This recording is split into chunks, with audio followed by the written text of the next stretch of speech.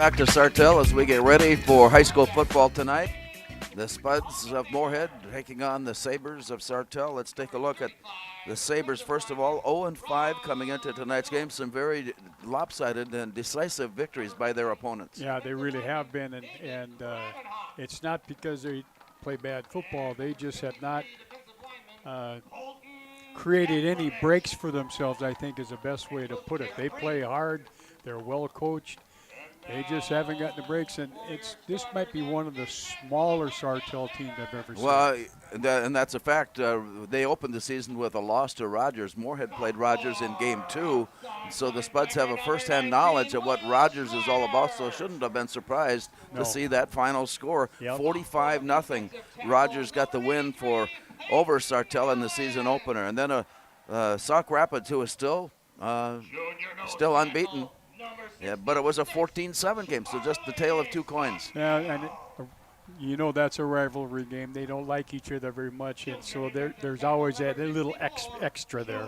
I suppose we could say that things righted themselves for Brainerd. The Warriors came out 65-6 was the final there, and then Alexandria also a decisive win, 41-6. Bemidji also a big number, 41-14. So 0-5. For Sartell coming into tonight's game, while the Spuds have been back and forth, win-losing. Started the season with a victory over Spring Lake Park and then a loss to Rogers, as we mentioned. A win over Bemidji to go 2-1 on the season. Then a loss to Brainerd to even out the year at 2-2. And last week, the homecoming win over St. Cloud Tech. Tonight, Sartell, and we'll finish up the season next week with Alexandria. And then the home season part goes to Sauk Rapids. Yeah, and it's... what a way to finish the season. It's Game 6 already, and Alexandria hasn't lost a game. Yeah. So there's some tough opponents coming up, and you want to be playing your best of the season. And Sartell, although they've had the disappointment of the losses, we know full well from years in past that they'll be ready tonight, especially when they're taking on more. It might not be the same as playing Sauk Rapids, but it is still a rivalry game. It's still a rivalry game, and it's still Moorhead, and everybody wants to get the Spuds. Scott Hunches is the head coach at Sartell, and we're getting ready. The lights have just now been turned on as we've gone into the darkness. And we've gone, Larry, from when we got here, the wind was blowing straight down out of the north down the field to it's gone. It's gone. It left the building. Spuds winning the toss of the coin, deferring the decision till start of the second half. Will kick off. They will kick left to right as we look on. And as they get ready to spot the ball and in place, we'll reload and try it again. Now the ball is put in safely, and we're ready to go. Moorhead's 9th grade team started the evening out with a nice win over Sartell. And Sartell leaves the bench here dressed in their resplendent blue jerseys with dark blue pant and white helmet. The Spuds in their traveling whites with black helmet and pants. Here we go. We are underway tonight as the ball is sent up along the far side, and then it gets away, and it rolls out of bounds. And so that's a touchback, and it'll come out. Nope, it's a penalty. It went out of bounds. Okay. It went out of bounds, so Sartell will start with the ball on the 35 or 40. I can never remember the high school rule. Well, they're different from one. Looks like they're coming out somewhere near the 35-yard line. Yeah, and that's a good start on the evening if you can get that kind of field position. Pretty good field position to start the game. When their receiver did a great job. He let the ball hit, and when he saw the angles going up, he got away from it, went out of bounds, and they get a good start. Will Mathiasen is at quarterback. He is one of 3 quarterbacks that we expect to see here tonight. They feature what is called a wildcat. Mathiasen in the backfield, he shrugged off one would-be tackler and then ran into another, and the play is stopped. Mathiasen just would not give up on the play, and he ended up with a 2-yard gain. Yeah, and they came right out of the bat. He came with the zone read, and he pulled it, and Ron Otto was right there, but he didn't get him wrapped up very well, and he escaped for a 2-yard gain. Yeah, Otto has had one of the players that the Spuds will look at to having developed a very good football season. Yep. And he plays at that defensive tackle spot, defensive end spot, and he's been involved in a lot of key tackles over the course of the season. So Mathiasen And the play goes off the right side. And again, the Spuds defense meeting the challenge and stopping the play at the line of scrimmage, driving it off to the side. And then the final touch is put on after a 1-yard gain. And Sartell faces a 3rd down situation with still 7 yards to move the chains. Yeah, that was just a case where they ran zone read back to the right side that time. Larry, he gave a quick to the fullback, quick dive read, and then followed him up the hole. And Moorhead's doing it. Their linebackers are getting up in the hole in a hurry. Spuds defense digging in. They want to stop this play here as the Mathiasen goes back and goes deep, and he's got his man open.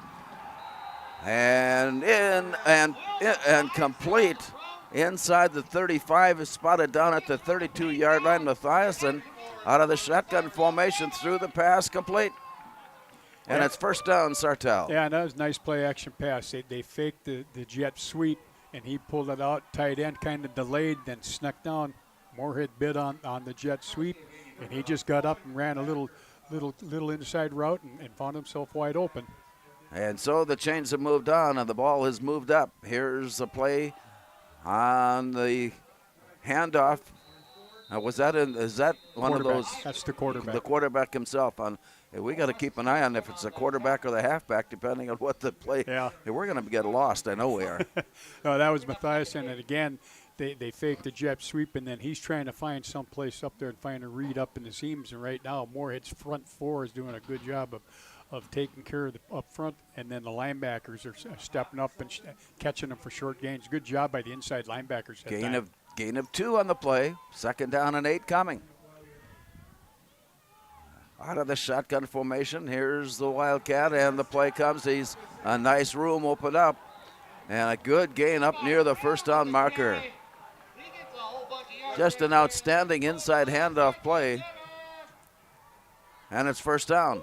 Yep, and they that time they brought him in motion again, went with the jet sweep, and instead of coming out wide, he cut up between the tackle and the tight ends block that time and found a nice running lane for a first down. Levi Freeler on the run has moved the chains down just outside the red zone.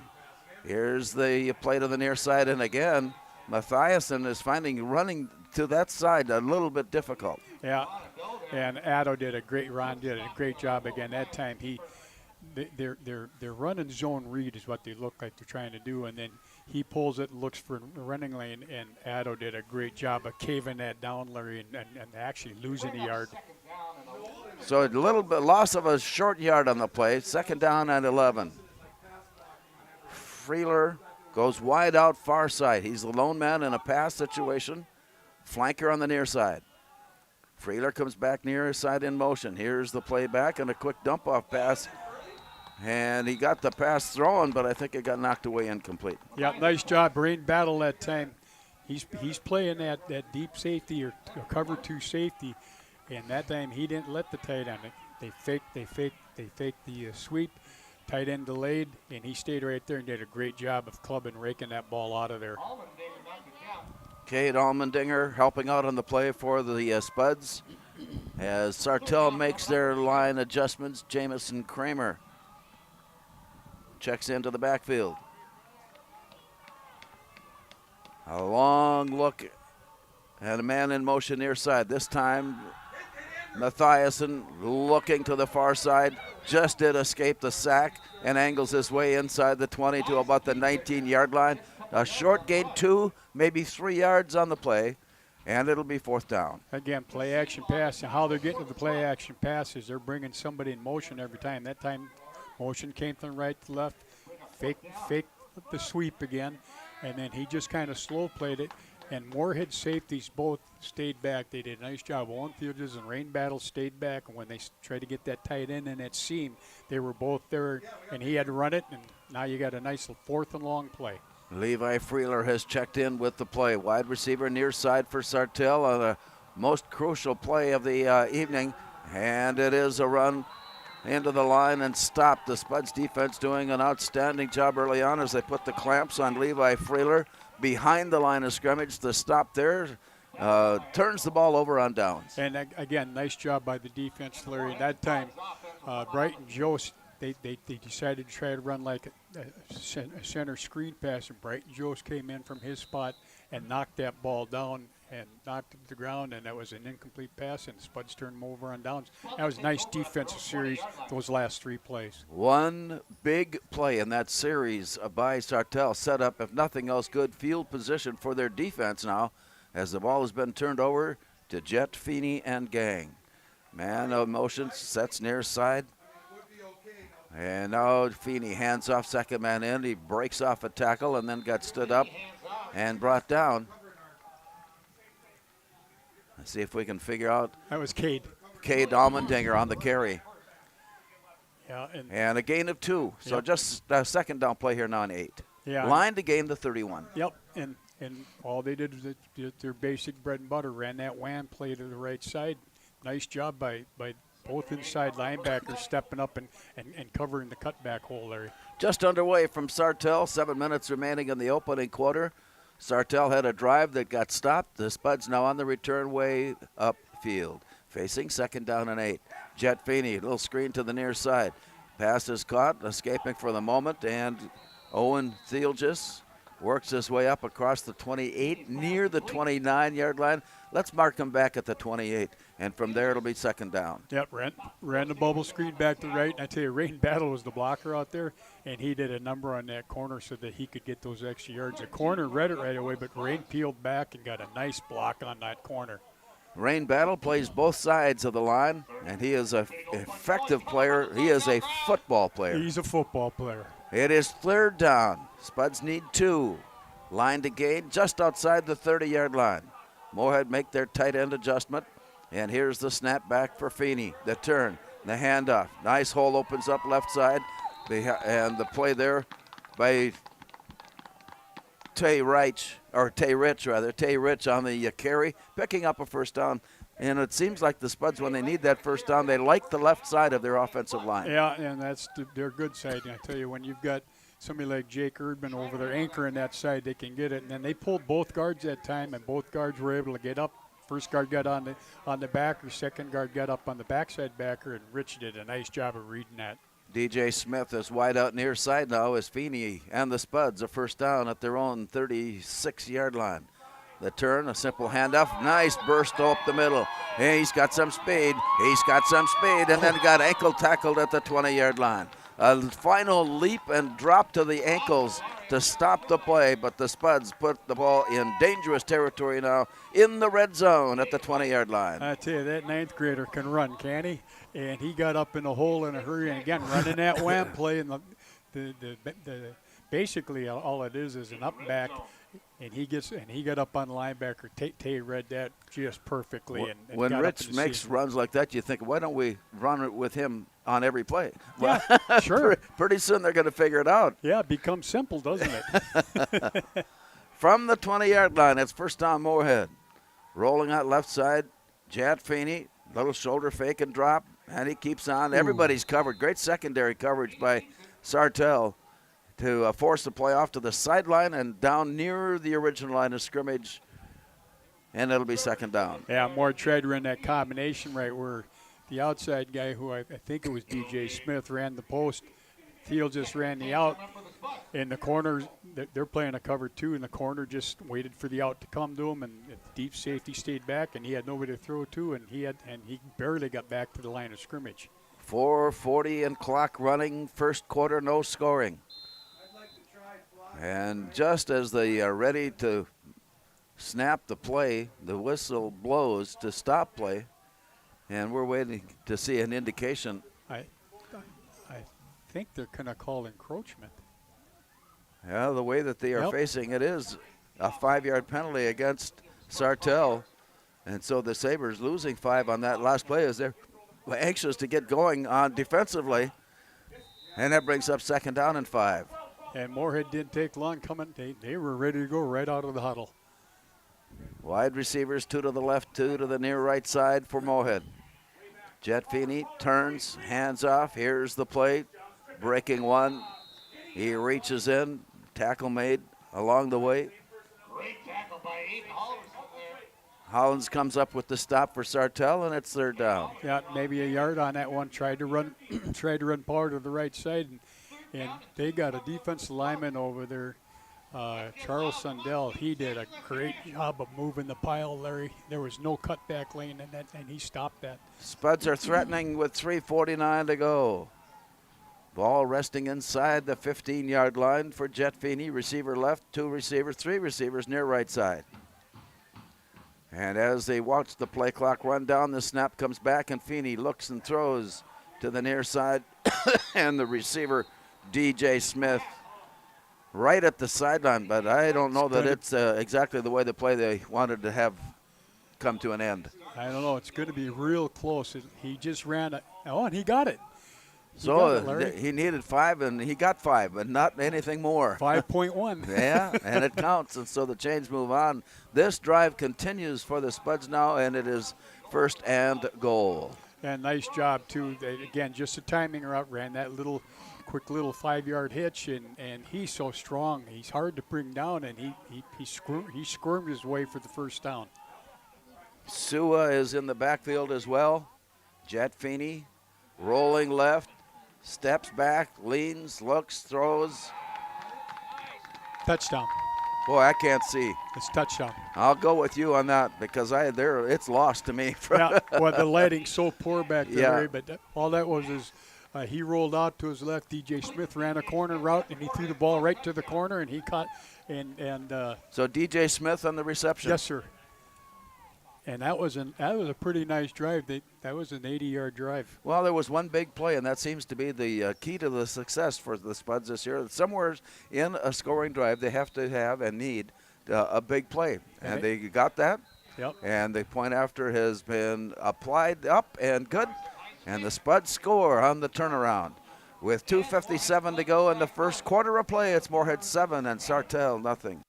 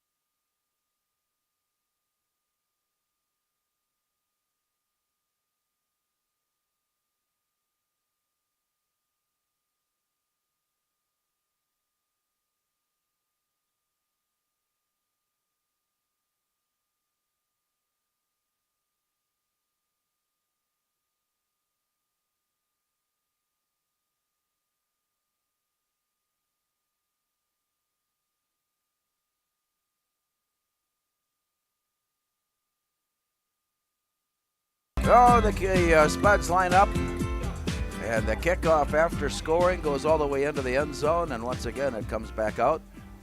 Where it'll be first down for Sartell. They got as close as the 25-yard line on their initial drive, then turned the ball over on downs, and the Spuds were able to turn it upfield and score, and now lead it 7-0. So Sartell showing that they can move the ball, back at it again, as this drive will start at their own 20-yard line.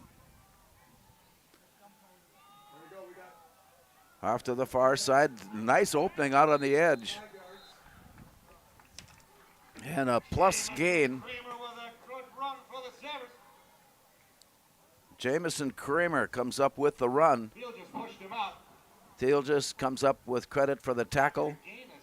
And a 6-yard gain leaves second down and 4. Line to gain the 35. And Moorhead defense, they've got to really watch that motion guy. That time they went with the jet sweep, and he was outside before they knew what hit him. Back on the far side. Again, that Bubble. And it's been taken away. It got stripped away and pulled loose and walked its way in for the score. Oh, the Spuds reached in and stole the ball away.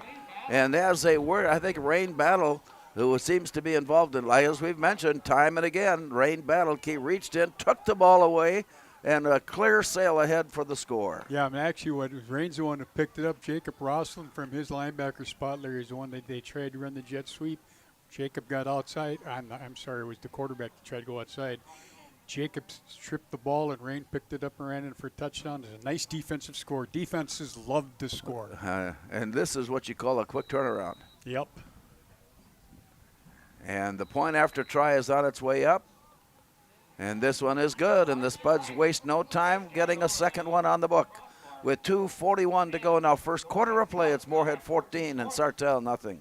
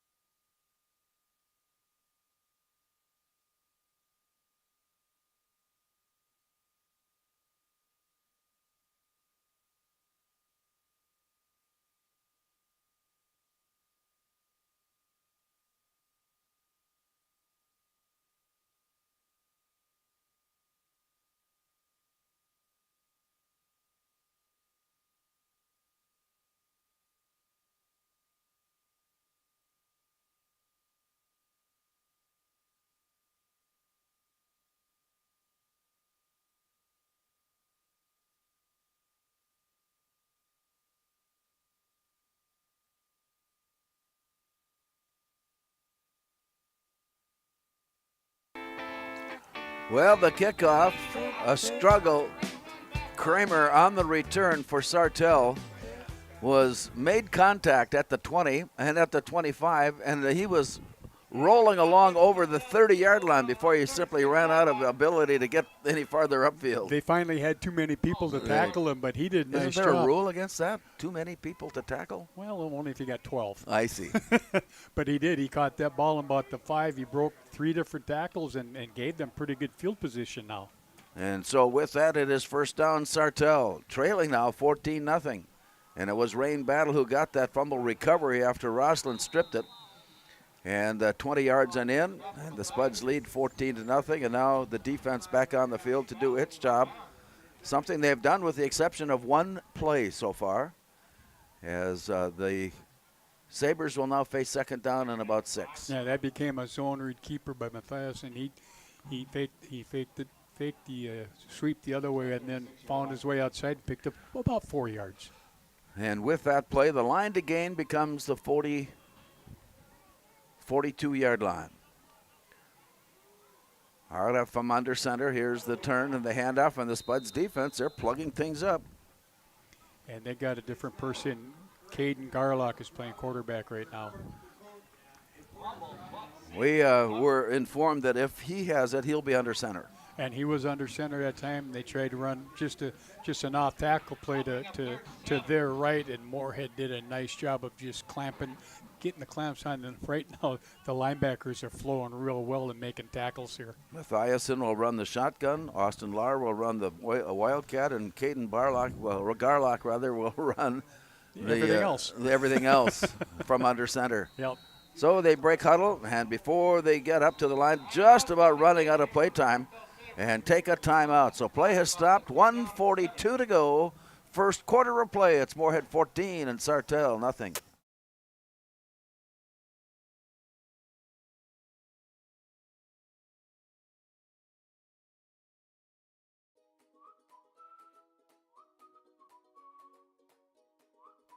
At Moorhead Dental Associates, you'll get the very best care and state-of-the-art technology. Dr. Scatfold and Dr. Johnson are now accepting new patients. Call or stop in to Moorhead Dental Associates.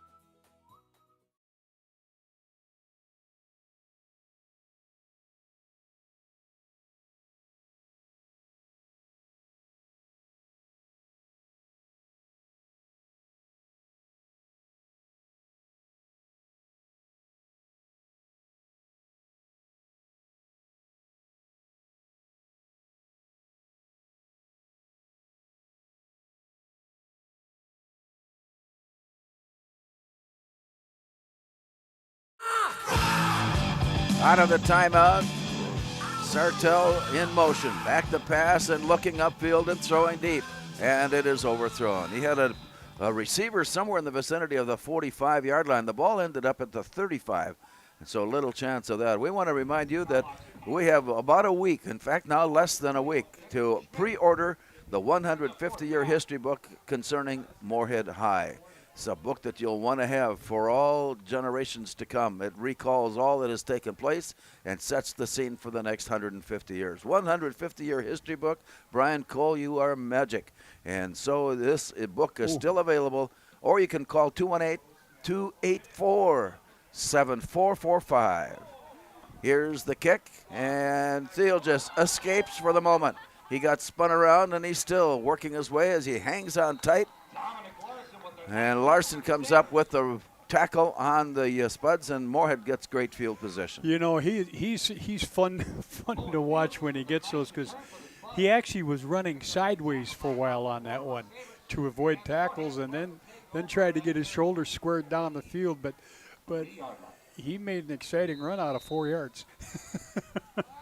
An offense that scored first for Moorhead, capping off a drive, and then a defensive steal and run back in by Rain Battle. And Moorhead, first down at their own 43-yard line, leading 14-0. 3 receivers wide, far left side. Single receiver on the near right, back to pass Jet Feeney, up and over the top. He's got his man. He makes a catch. Rain Battle is there, and he was inbounds. A nice play, nice catch, nice run. First down, Moorhead. Nice throw. I tell you what, it was just a straight, deep fade battle, and he took 3 steps back. Saw that he'd cleared it, threw the ball on time, outside shoulder, and that was a heck of a throw, Larry. Right on the money for Jet Feeney. And the 9th grade quarterback strikes pay dirt with that long toss to Rain Battle that ended up out of play at the 30-yard line. It's first down from there for Moorhead as they put 3 receivers to the far side of the field. Single receiver near right side. Pistol formation. Jet Feeney takes a long look, and just as the clock shows 0, he still had not taken the snap. That's going to cost the Spuds 5 yards. Yep, delay a game. Oh, no, and maybe he got a timeout call. He probably, knowing Kevin Feeney, he was watching that clock very, very more. He was making sure that he knew how much time was left. And he tends to stand in the sideline official's back pocket to make sure that he heard him. So that will cost the Spuds a timeout, but did not lose any position on the field. No, still got 1st and 10 and keeping the drive going. And he sometimes, it takes them so long sometimes because, everything they do is it's a run-pass option, what they're going to do. And sometimes they don't quite get that conveyed to the quarterback when there's a lot of time left, and they have no way of going on a quick count, I guess. After a disappointing loss last Saturday afternoon, Concordia is on the road to take on St. John's. There's no wanting on that one. You will be ready to play. You'll be ready to play, and they don't get any easier, do they? Not for sure. That's the way things line up. Tomorrow afternoon, 1 o'clock kickoff right here on 970 WDAY. The Concordia Cobbers and the St. John's Johnnies hope that you will enjoy complete coverage of Cobber football. So on this play, first down and 10, man in motion, Rain Battle. Here's the drop, and now being flushed out of the pocket. Waiting, looking, waving his play, and then dumps the pass off. And I couldn't tell, was it incomplete? Yep. Feeney was rushing off to the far side and looking upfield, but really did not have any place to go. No, and Jamison Dunlap was in motion and took up, and when he saw him, Jamison came back, I call it coming back to the ball, and came back a long way, and he tried to dump it to him, but he didn't get enough mustard on it to get it to him. 1:06 remaining in the opening quarter. Spuds trying to muster up another score here before the end of the quarter, leading it already 14-0. As the receivers line up wide to the far side, the open side of the field. Play clock is at 5 as it winds down. Screen pass is set up there. He got it loose, makes the catch, running and working his way loose. Owen Thielges is all the way down, pardon me, to the 17-yard line, and not quite enough for the first down. I tell you, Thiel just set that up pretty good. It was just that bubble screen to the left again with DJ Smith out in front of him.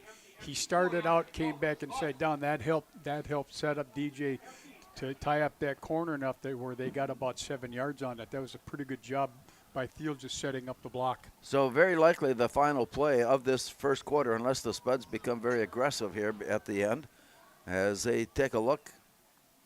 Back to pass, Feeney into the end zone. It is knocked away incomplete. Nice job. play defensively by the Sabres to knock the pass away in the end zone. And we are down to 20 seconds. And that was a nice job by their Austin Lar that time. Feeney got they blitzed him, so he got flushed out of the pocket a little bit, so he couldn't quite hang on there, and he came underneath and did a nice job of knocking that ball away from the receiver. That brings up 4th down for the Spuds. Wide receivers move to the near side. Now the tight ends shift, and they line up on the near side. Jet Feeney, play clock down at 4. As he runs it down near the 0, he is again flushed off to the side and escaping. He's still running. He wants to throw. He's being chased, and he got the pass away in time, and he threw it away. Nope, intercepted. Yep, he threw it away. It is intercepted on the near side by Austin Lar. One of 3 quarterbacks also plays a secondary position. Lar on the interception. And that brings us down to 8 seconds to go in the first quarter. And the ball has been turned over on that interception. Yeah, and that's too bad. He got flushed out of the pocket big time. He was about 15 yards back, was running for his life. Tried to throw it away, but he didn't quite get it far enough outside. And yeah, he lost a lot of oomph on it by the way that he was being chased. And it was a nice job. It was a nice job by their player. Coming back and making an interception. And then besides that, Moorhead had illegal person downfield, ineligible downfield, of course, of which they declined. So with 8 seconds to go, perhaps the last play of the quarter. The Spuds taking a look as they wait for the Sabres to line up and put the ball in play. After a quick visit in the huddle, off to the line of scrimmage. A long look at the, here's the play. Off to the far side, nice opening up, the screen set up, and the pass, or the handoff rather, nice running play. Mathiasen ends up with the ball carry, and off to the far side, brings our clock down to 0, and we'll switch ends of the field. After 1 quarter of play, it's Moorhead 14, and Sartell nothing.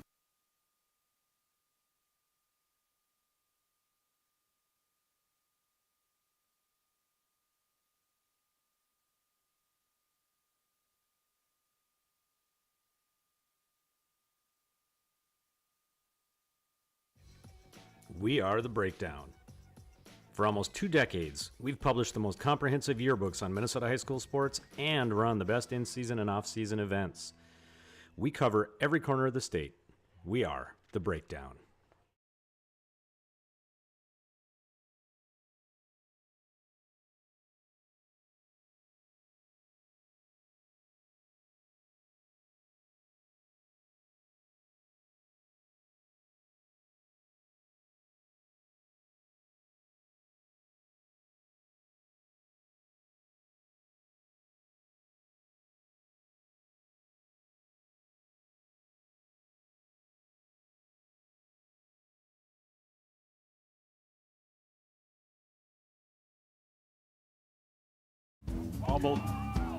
The Sabres come out to start the second quarter and drop the snap, but the fumble recovered by quarterback at the 39-yard line. So it goes as a loss of 2, and it'll bring up 2nd down and 12 now for the Sabres. And you can see that he probably hasn't been on the center a lot at the time, and quarterbacks, especially young quarterbacks, haven't had a lot of snaps. As they're making their cadence, they kind of pull their hands up, and that time I think that's what happened. He pulled his hands up, and he didn't get the ball. Flanker on the left, flanker on the right, wide receiver on the near right side. And the handoff as they go to the ground game, as Caden Garlock is the quarterback now, 1 of 3. And he will, if he's the quarterback, he's under center. The other 2 will either be shotgun or wildcat. And with that play, they got a yard back. It's 3rd down and 11. Yep, they ran a little cross puck trap that time, and Mathiasen now is the tailback instead of the quarterback. You put him anywhere. And he picked up positive yard, but still 3rd and about 11. But There just wasn't real good timing on that one. Line to gain is across midfield at the Moorhead 49. Wide receivers to the left side for the Sabres from under center. Here's a pitch fake and the quick toss out to the far side. The Spuds are there to take away the lanes, nice. and they come up with a nice form and fit tackle right at midfield. Rain battle, of course. Yeah, he read that pretty good. He's playing that. They're playing cover 2 deep safety, and they tried to run the screen pass to the wide receiver out the left, and he just came up in the alley and stopped him for nothing. So with no gain on the play, it is 4th down on 11. And Moorhead is back anticipating the punt.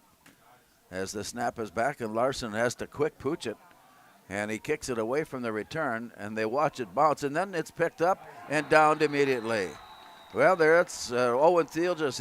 You know that he wants anything that comes within 100 yards of him. He wants to play. He wants to play it. He wants to run it. And he wants to get going. Well, I think in that case he probably need to do that because that ball was rolling pretty good. But give them credit. Nice punt coverage on that. It one. was great. Stopped him for nothing. He tried to put that little jump cut on it, and he got jumped himself. So as we get play underway here in the second quarter, Moorhead on with their offense leading by a count of 14-0. As they break huddle, they come right out near left side. 2 receivers wide on the open side of the field, far side. Jet Feeney out of the pistol, leans it off. Here's a nice hole opened up once again. Spinning, twisting, working his way along. And on the play, it works his way up. Tay. It was Tay Rich. And that was nice. That was just an inside zone run. And when the up back or the H back got up on the linebacker, he cut right off that block, Larry, and found those extra room for a nice first down run. So the chains have been moved and moved it up. And now the Spuds. Shotgun with receivers right, receiver near left side as well. Quick toss on the screen is deflected and picked up, and it's still on his feet. He pulled it away. Rufus Kermier is all the way upfield. Where did he come from? All of a sudden, he's got the football, and he's got a long distance behind him. Again, running the bubble screen to the right that time, and Rufus was in the game. Got a great block by, I think it was Rain Battle that was playing the other receiver spot out there. And when Rufus takes off running, he is just electric. And take a look at Rufus Carmi, and you take a look at Owen Thielges, and you take a look at Battle. You got blistering speed all the way up and down the turf. And he had it on that one. And so that sets up the Spuds in a scoring situation inside the 20-yard line. Once again, and a flag came down right away. And so a situation like this, you must anticipate a holding. It's going to be a holding call, I'm pretty sure. And again, they nice job by Sartell, Larry. Moore came off the ball, tried to run an onside, pulled the onside guard, and they just caved that in. And then you throw a 10-yard holding call on her besides. So that moves the ball out to the 25-yard line. And it'll, let's see how they, where they mark it. Okay, still about 21 yards to go for the first down. Yep, roughly, yep. Wide receiver to the right side. Wide receiver, three receivers on the near left side. As Jet Feeney all alone in the backfield turns. Looks, he sets up the screen, and the play is right there. This Sartell football team certainly should have won a game before tonight. Yeah, they did a nice job. Ran the bubble screen again that time to Owen Thielges, and that time their number 19, Matthew Schreiner, read that perfectly and beat the block of the other receiver, and then he got help from the inside too, and they only got maybe a yard. DJ Smith wide out to the far side. Ball, the line of scrimmage at the 25. And with the line to gain at the 15-yard line, a timeout has been taken and play has stopped.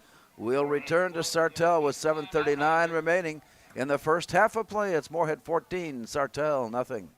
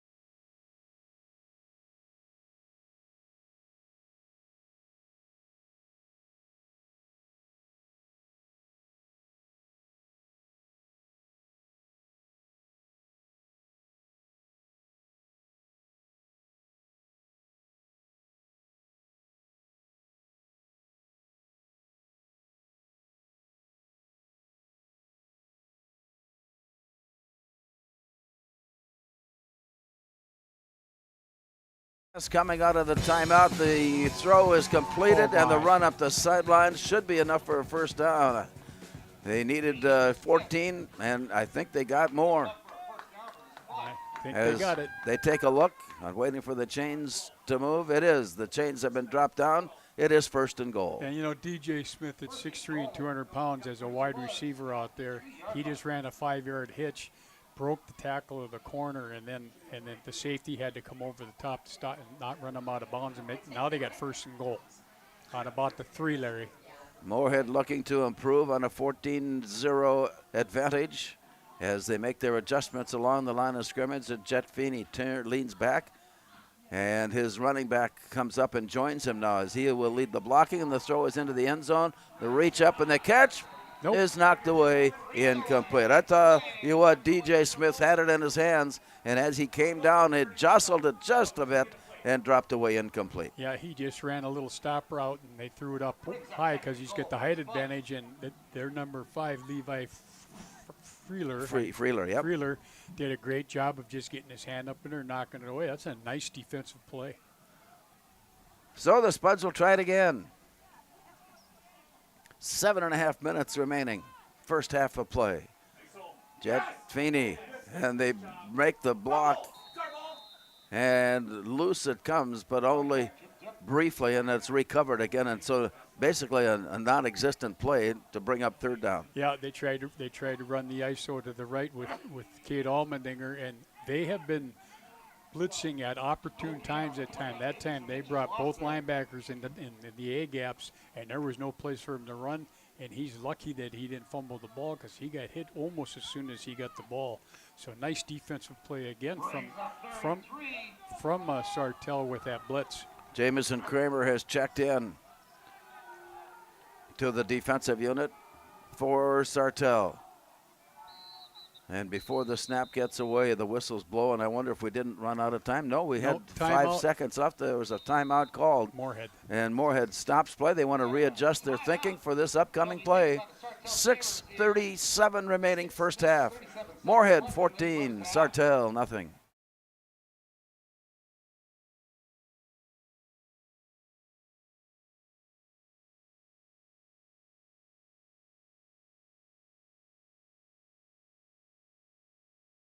We asked the team how we should celebrate the $2 million given to Casasa members last year.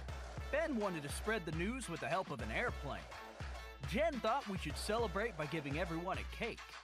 And Eric wanted to make it into a movie. $2 million. Steve thought, well, what if we just said it?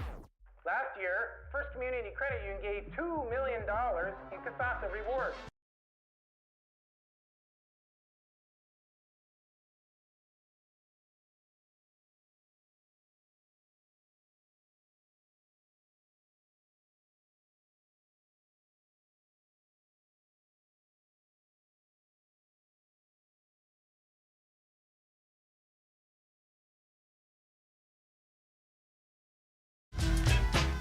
Cade Allmendinger in the backfield, motion to the far side. The pass goes into the end zone. It is caught for the touchdown. Rufus Carmi was there as he broke loose and was wide open in the end zone. I mean, wide open. Yeah, and all they did, he was the inside twin on the twins on the left side. Outside twin just ran a fade. He ran a quick, just basically I call it an arrow route away from that defensive person, and caught him flat-footed, and the pass was right on the money. Rufus Kermy was there, and the touchdown is good, and the extra point is on its way. It is up. Carson Heinz. And Hench is there for the point after. That way, that's another adjustment we're making to see. I haven't seen him. Well, they asked us down here. He said, "Who's the kicker?" I said, "I have no idea." It's different from play to play. That's the way it works. But we've got a timeout taken now after the Spuds have scored on the touchdown and the point after. With 6:32 to go, it's now Moorhead 21 and Sartell nothing.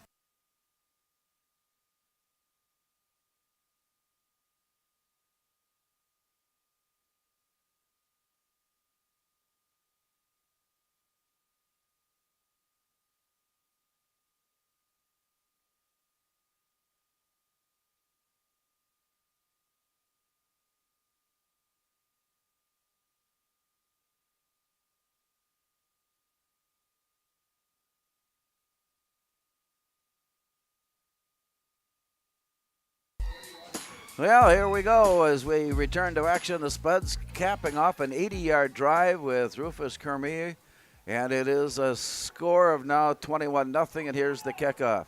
In some trouble, and a lot of trouble as the play comes down at the 20-yard line.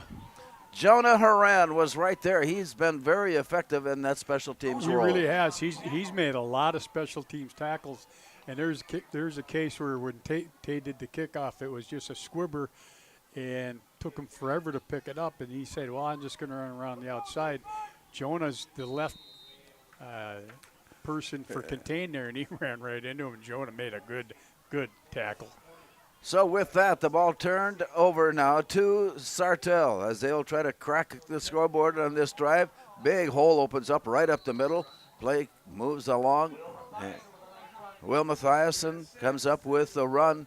He's an effective player at the 28-yard line. Now we've got a late flag. And I don't know if people were talking and visiting with each other in ways that we would rather not say or what, but the finger is being pointed against Moorhead. Yep, and what they're doing is they're getting an unsportsmanlike conduct penalty after the play. Somebody, I'm sure, said something about somebody's relative, and that's just not going to go over well with the officiating crew. And you just can't flap your yap like that. You want some discipline in what you exactly. And so with that, the lack of discipline is costing the Spuds some yardage, and has moved the ball up to the 43-yard line where it is first down now for Sartell, and one of their better field positions on a start. Yep.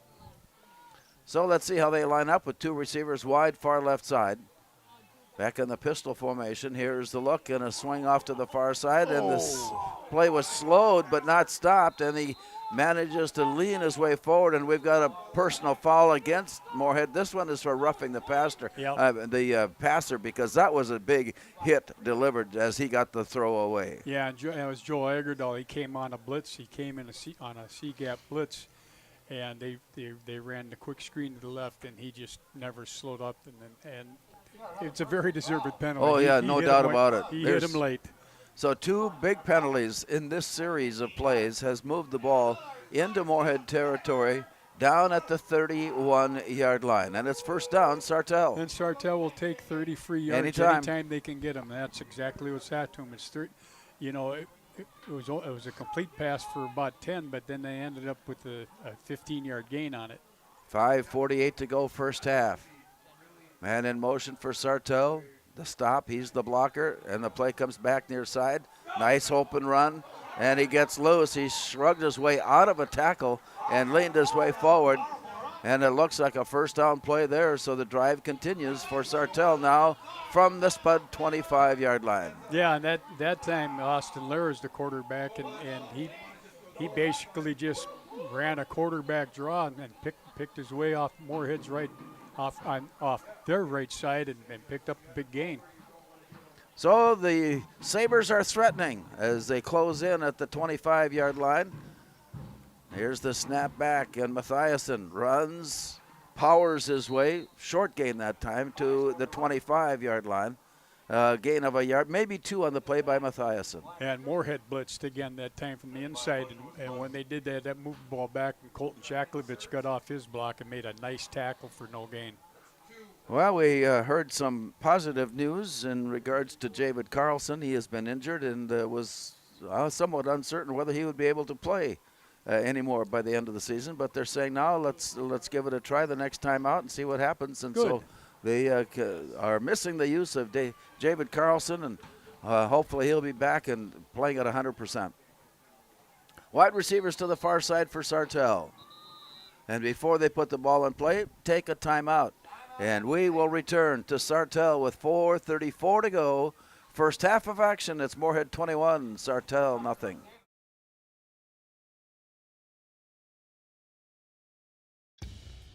Boss DXT snowplows are tough to beat. Featuring dual trip tech, flared wings, and optional D-force for improved scraping and back-dragging performance. Choose from 3 different sizes in steel, stainless steel, and poly. The Boss DXT is built to restore order. Your home for Boss Snowplows is Bert's Truck Equipment on Highway 75 North in Morehead.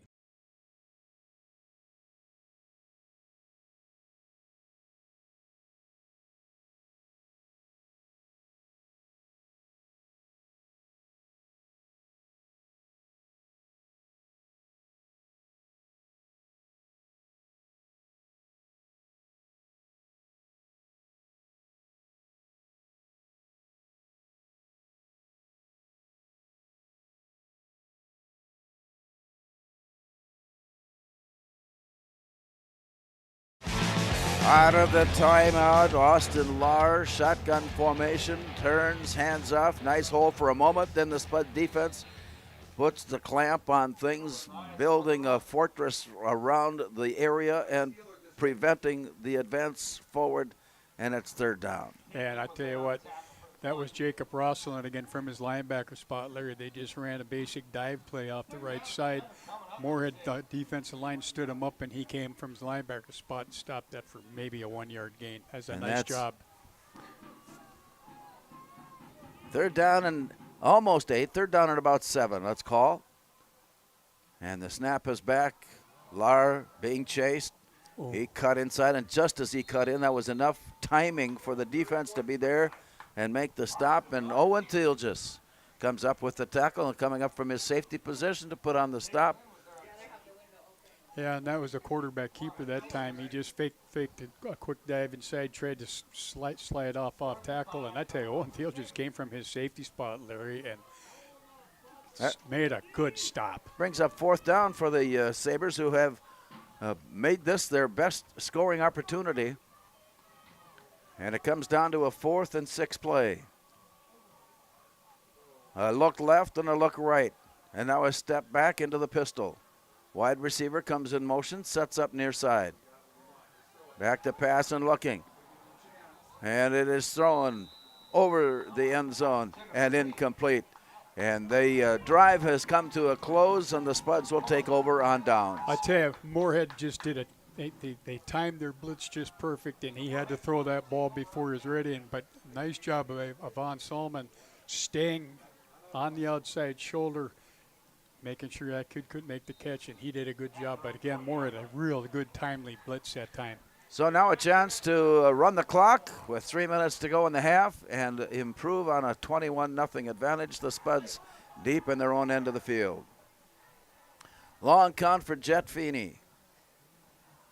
As he watches the play clock run down from 6, takes the snap, leans back and throws. He's got his man upfield, and it is there, and it is knocked away incomplete. He had a receiver, he had a defender. It was a battle for the loose ball, and it got knocked away incomplete. Yeah, nice play by them. Again, I think that was Owen Thielges on the receiving on that spot. Yeah, it was Owen. And he had leverage on him, but Jet didn't quite throw the ball outside far enough. A quick visit in the huddle before the return to the line of scrimmage. Let's take a look as what the Spuds have in mind. Again, they're very time-consuming situation as they put it on the ground and try to power their way forward. A short gain there of 2, maybe 3 yards. Brings up second down. Yeah, ran the wham play off the left, and Drayden Prosby's the lead blocker on that one, and the linebacker met him right in the hole, and that stopped that up for a very, very short gain. So the clock continues to run along with 2:33 remaining. Moorhead led 14-0 at the end of the first quarter. They've added one more score here in the second quarter, and now are driving upfield. First, the yard to gain is the 34-yard line. Right in the middle, and the Sabres are there to gang tackle on the play and put on the stop. Okay.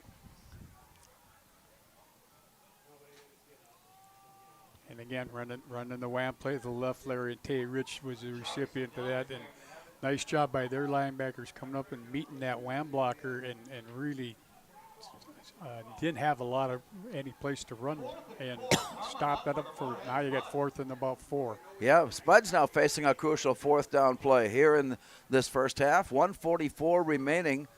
Spuds are taking their time getting the play in from the sideline. 10 seconds now to put the ball in play. And as they break huddle and come out, we are down to 5 seconds to put the ball in play as Jet Feeney takes the snap. And the timeout is called and taken with 1 second left to put the ball in play. So that's a little too tight even for Kevin Feeney. Yeah, and again, I think what you're going to see is that they kept their defense in there. So what we were probably going to see if they had enough time was just a quick kick. And we've seen that on numerous occasions, Yep. and I won't be surprised that even with that, they'll make whatever adjustments they think they need to make, Yep. and put the ball in play with that little short kick. Yeah, and it's something that it's part of their game plan. They do it. We've seen it year in and year out. Doesn't matter if it's a Feeney playing quarterback or, they've gotten a lot of mileage out of it. And they left their defense in. Time ran down. He had to call a timeout. Now they got to see what they're going to do.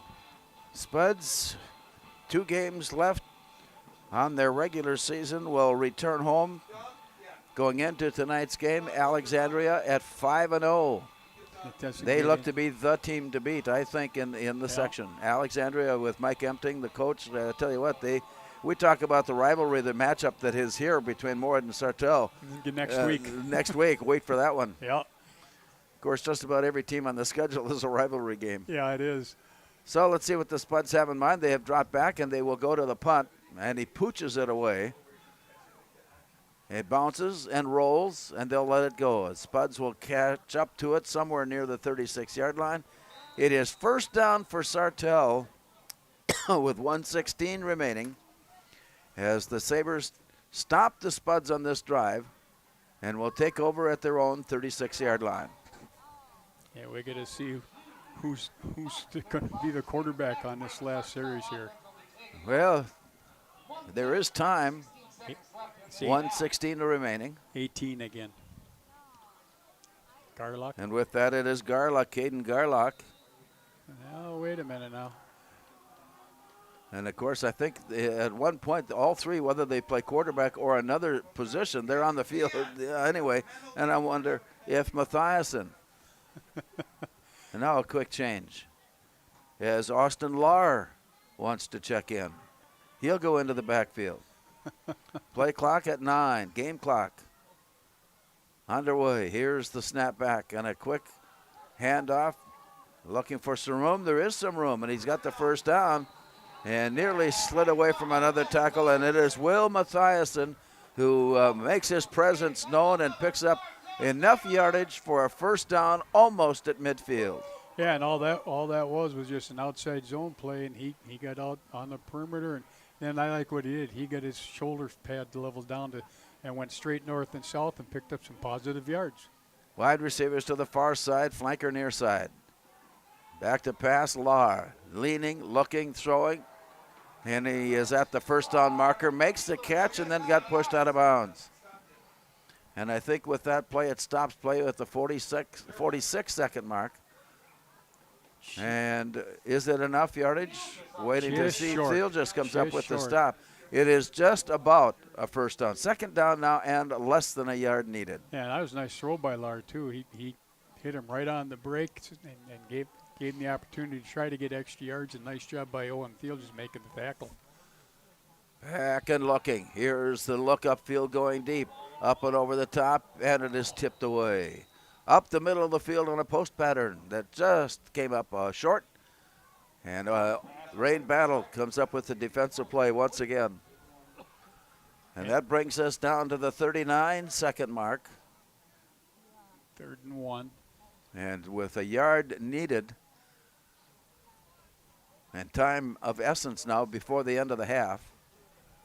And I see Moorhead now has put DJ Smith in as the deep safety. Let him cover some ground out there, and if anybody can knock a ball down, it might be him. That would be him. He can also catch the ball. Yes, he can. Here's the play. Near side, looking for some room, Mathiasen. Needed a short yard, and I think that's about all he got. Down at the 40-yard line. And the play will start up now with 33 seconds to go in the half. So wasting no time on the huddle now, quickly up to the line of scrimmage. From under center, he takes the snap and drops it down. And Austin Lahr stops the clock with a quick incomplete pass on the snap from center. Yep, just downed it right away because they're out of timeouts also, and so they got to save a little bit of time. Doesn't matter if it's first 10 or second and 10, when you don't have any timeouts left, but they're in striking distance here. Tonight's game, a presentation of Moorhead Area Public Schools. We'll talk more about some of the great projects that are going on at Moorhead Schools as time goes on here tonight. Here's a play to the near sideline, and they're going to try to keep him. They got the stop made and kept the ball from going out of bounds, and that kept the clock running. Yep, and they don't have any timeouts. And they are out of timeouts, so another quick snap down. And they're taking a lot of time. Now they're going to run the play. Back to pass and looking up and over the top towards the end zone it goes. And it is thrown wide and long as the half comes to a close. But first, we have a penalty flag, but I think it's against Sartell, which will take the game into the locker room. Let's make sure before we send it back to our studio. And that is it. So it was holding. That ends the half, and the teams head to the locker room after one half of play tonight from Sartell. It's Moorhead 21 and Sartell nothing.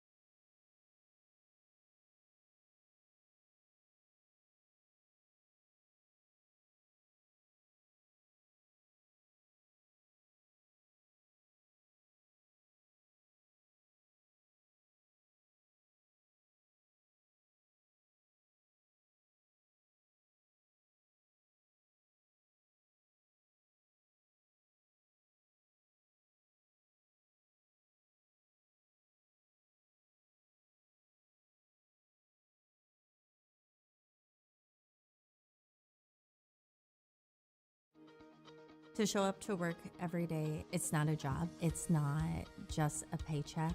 It ultimately is a way of life. And to add that extra smile in someone's day is what gets me to work every day. And in return, to just receive those smiles and those thank yous or those squeezes of your hand is so meaningful. And it really brings me back every day.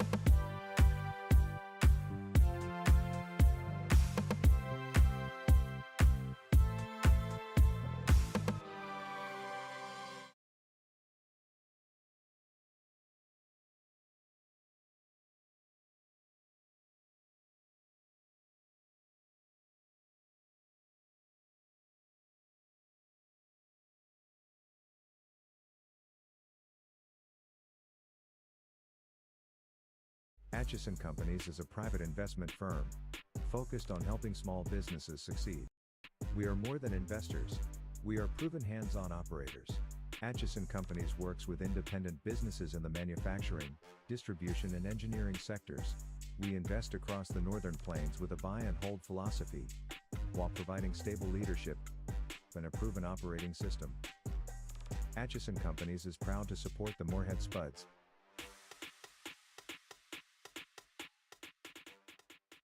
Before I became a real boy, life was easy. I just sat there doing sandwich stuff. But being alive is so hard. So if you don't want to get up to get a sandwich, you shouldn't have to. Pam is a small business owner. She is swamped. Pam knows she needs to advertise, but is overwhelmed by all the options. What if there was a way for Pam to have access to a team of media experts? What if this was at no extra cost and didn't require a contract? Meet Avenue Right. Save time, money, and get peace of mind that your advertising dollars are well spent.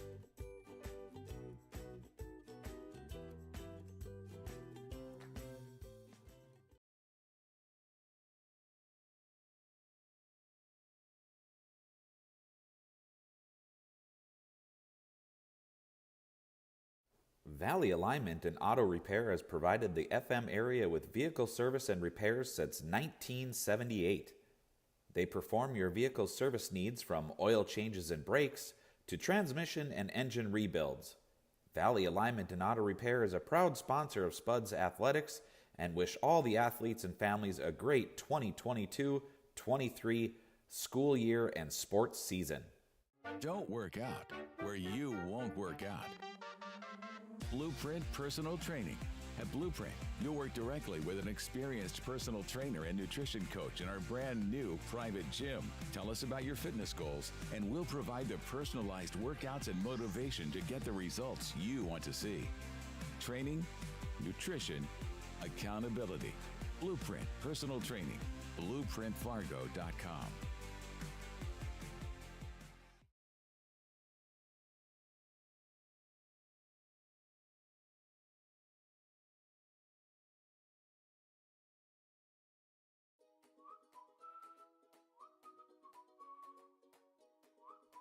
At Moorhead Dental Associates, you'll get the very best care and state-of-the-art technology. Dr. Scatfold and Dr. Johnson are now accepting new patients. Call or stop in to Moorhead Dental Associates.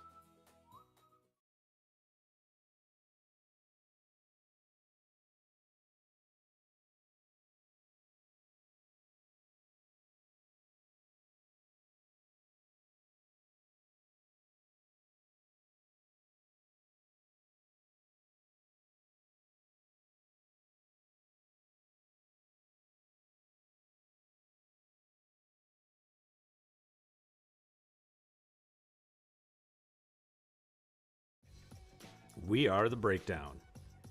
For almost 2 decades, we've published the most comprehensive yearbooks on Minnesota high school sports and run the best in-season and off-season events. We cover every corner of the state. We are The Breakdown.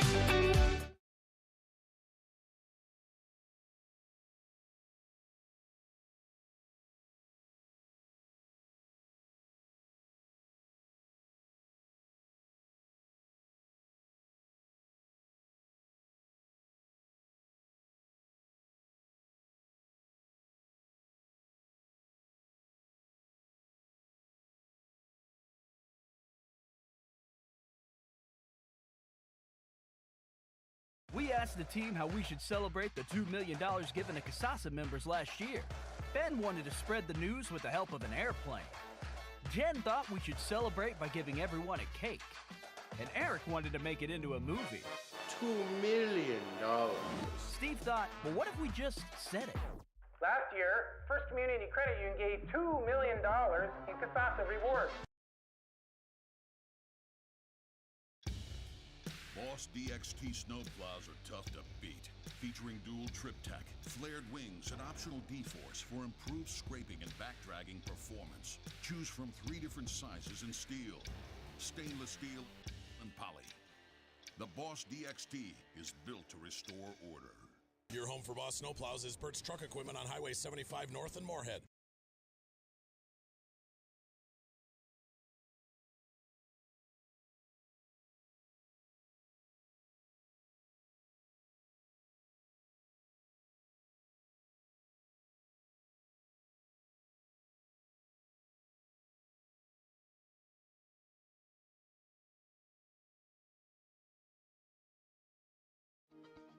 To show up to work every day, it's not a job. It's not just a paycheck. It ultimately is a way of life. And to add that extra smile in someone's day is what gets me to work every day. And in return, to just receive those smiles and those thank yous or those squeezes of your hand is so meaningful, and it really brings me back every day.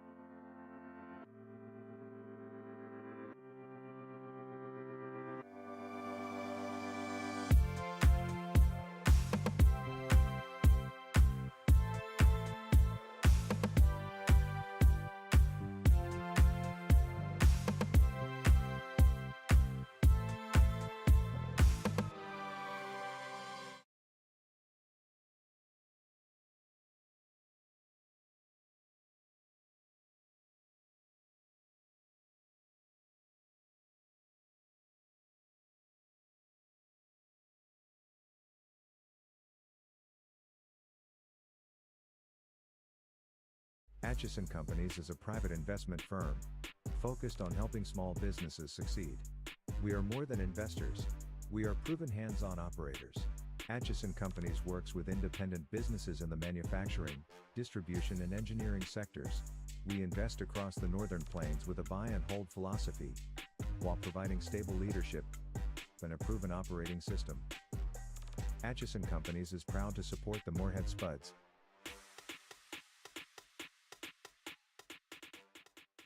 Before I became a real boy, life was easy. I just sat there doing sandwich stuff. But being alive is so hard. So if you don't want to get up to get a sandwich, you shouldn't have to. Pam is a small business owner. She is swamped. Pam knows she needs to advertise, but is overwhelmed by all the options. What if there was a way for Pam to have access to a team of media experts? What if this was at no extra cost and didn't require a contract? Meet Avenue Right. Save time, money, and get peace of mind that your advertising dollars are well spent.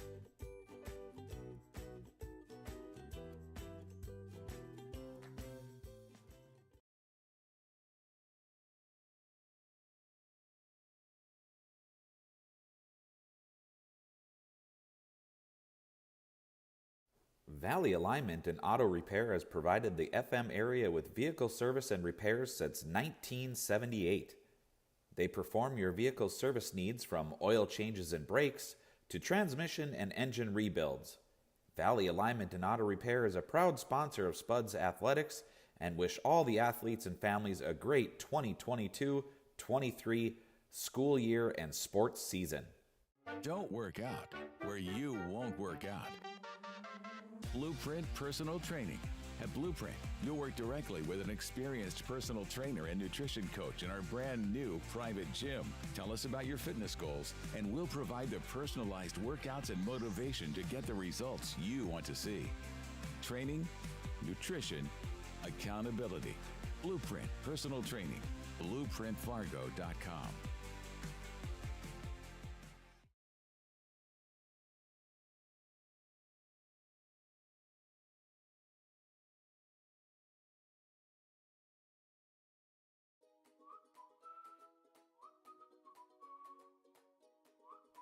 At Morehead Dental Associates, you'll get the very best care and state-of-the-art technology.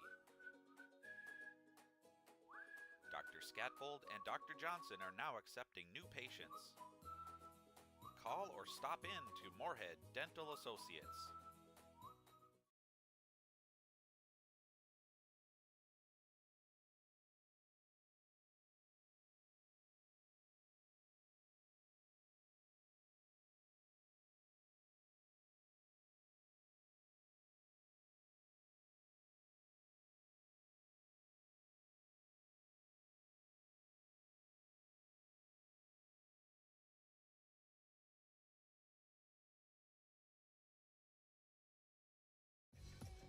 We are The Breakdown. For almost 2 decades, we've published the most comprehensive yearbooks on Minnesota high school sports and run the best in-season and off-season events. We cover every corner of the state. We are The Breakdown.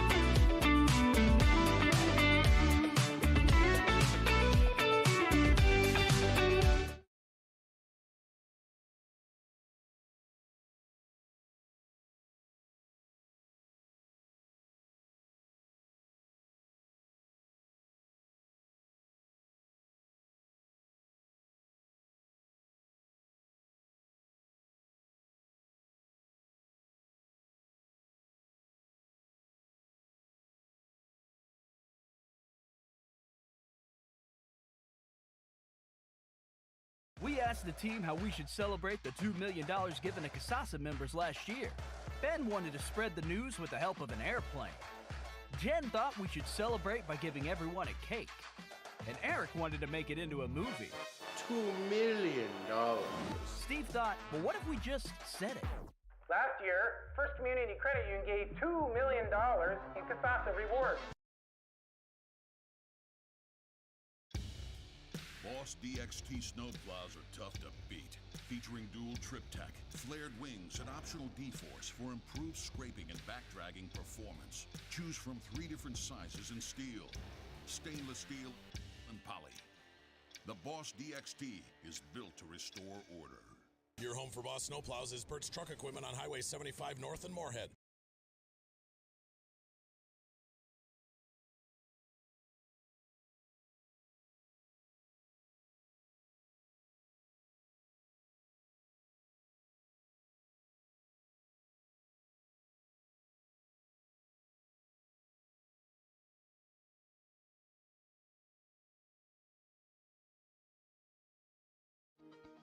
To show up to work every day, it's not a job. It's not just a paycheck. It ultimately is a way of life. And to add that extra smile in someone's day is what gets me to work every day. And in return, to just receive those smiles and those thank yous or those squeezes of your hand is so meaningful. And it really brings me back every day.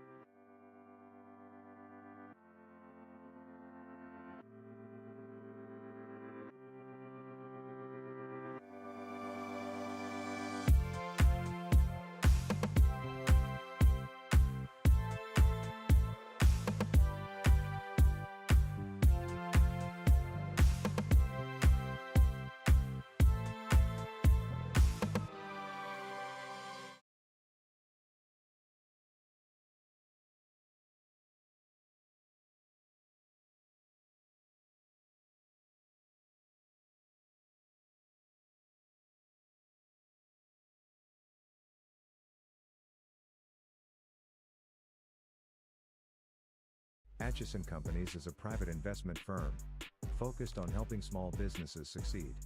We are more than investors. We are proven hands-on operators. Atchison Companies works with independent businesses in the manufacturing, distribution and engineering sectors.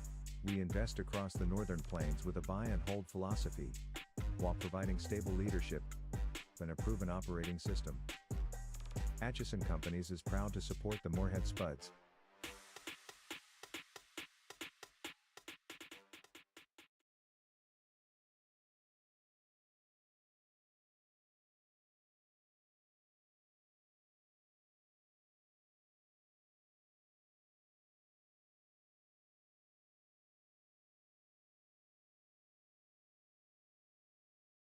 Thompson was the injured quarterback from the last week's game against Bemidji, and it's doubtful that he'll return, knowing full well that he won't return tonight, but that for the last 2 games of the season, he may not return for that either.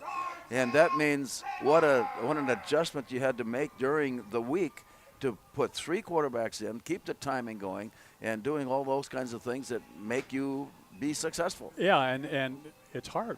That's hard to do in only 4 days, time. Because you get Monday, Tuesday, Wednesday, Thursday, and all of a sudden Friday's the game, and they have they don't have unlimited time with the kids. So what you can see is that the playbook has been pared down quite a bit probably, and each quarterback has a specific skill set that they're using, and probably have just a few plays for each skill set. For the most that we noticed in that first half, I think it was played basically injury-free. I don't recall anybody where a stop was made because of injury, and if it occurred at the sideline, and we weren't told about it. Yeah, weren't privy to it, but I don't think anybody's been hurt. I haven't seen anybody. We haven't had an injury timeout, thank goodness. Right, exactly, and it hasn't been because they haven't been playing hard. They're playing hard. They're getting after it pretty good. We are borderline calling some of these plays slobber knockers. I come close, but I haven't had a good one yet. But I'm still waiting work for it in. Yeah. We'll work it in somehow. Exactly. Both teams have made their way onto the field, and we get ready for start of the second half when we return. Again at the half, tonight from Sartell, it's Moorhead 21, Sartell nothing.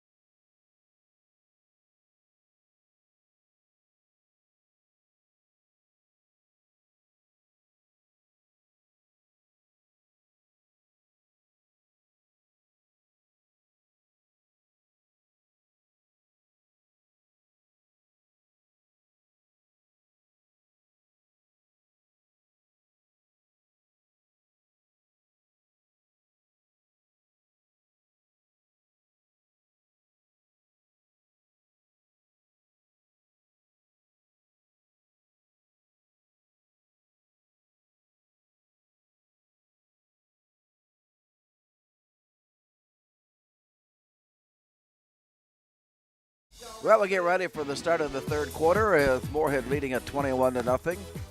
They scored first, and at the end of the first quarter led. And then in the second quarter, there were 2 more scores put up on the books. And Moorhead leads it now 21-0. Sartell has had a couple of opportunities to set up scoring chances, but so far have just been able to not quite get the job done. Yeah, the first scoring chance they had, and they went for it on 4th down and had a nice play called. And Moorhead did a great job of knocking the ball away, and that kind of took the wind out of their sails for a little bit, because Moorhead turned around and went 80 yards and scored. But other than that, it's just been up and down. So the Spuds are back in kick return as they won the toss of the coin at the start and deferred their decision till now.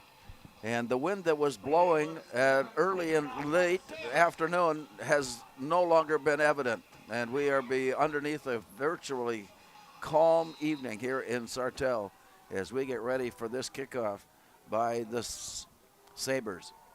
Steps back, and then off to the side, and we're about ready for this third quarter to get underway as Baylor Stebbins has it all set up. Here's the approach and the kick. Will it be returned off to the far side? It bounces, and there's the reach in and the pick. And on the way up court, spinning down and brought down at the 30-yard line. Yep, and Madison Sua was the deep person that time, and that ball took a couple bounces for him, and he had troubles cradling it. And by the time he took off running, they had their kickoff team was down there in their lanes and stopped him for about a 3-yard gain. Something we haven't really talked specifically about is the play of special teams. We've seen a couple of key special teams plays here tonight, but we haven't really spent a lot of time discussing the importance of how that affects the outcome of the game. And so with that, the Jet Feeney has 3 seconds to put the ball in play and got it done. Leaning up and over the top, he's got his receiver out on the near side. Rain Battle is there, and he makes the catch across midfield. Rain Battle jumped and got position to receive, and he is down at the Sartell 45-yard line. Wow, Rain Battle. Nice way to start second half, and all that was just a straight go route. Feeney threw it out there, and he didn't quite get out of the hurry enough, but I like what he did. He went up with both hands and caught that ball at its highest point and was able to pull it down over the top of the corner, and that's just good play. Both he and Owen Thiel just have that ability to out-jump the defenders. Yep, and so does DJ Smith. And he does. Spuds have got a pretty good set of receivers. And to the far side, they take a look at Rufus Kermey.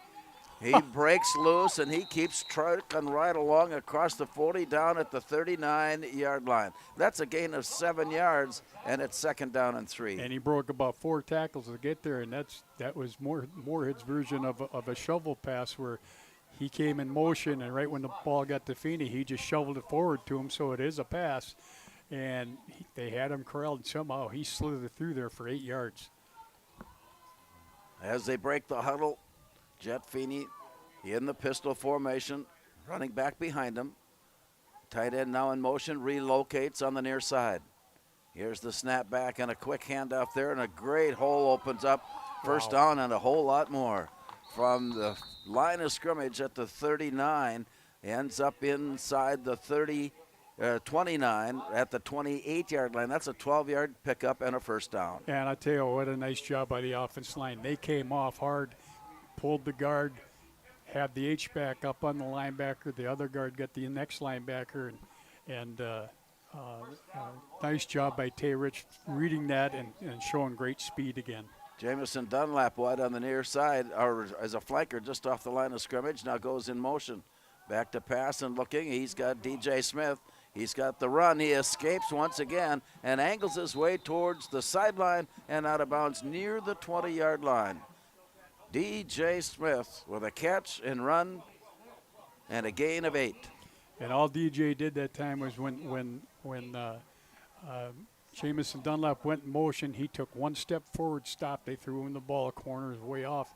And he's this big, strong kid, for a wide receiver. It's at 200 pounds and broke tackles to get 8 yards. Wide out far side, Owen Thielges. Flanker wide on the near side. Tight end goes in motion. Here's the turn and the look of the pass is up for grabs. It is out at the side or at the goal line. Pardon me. Owen Thielges, the intended receiver, but it is knocked away.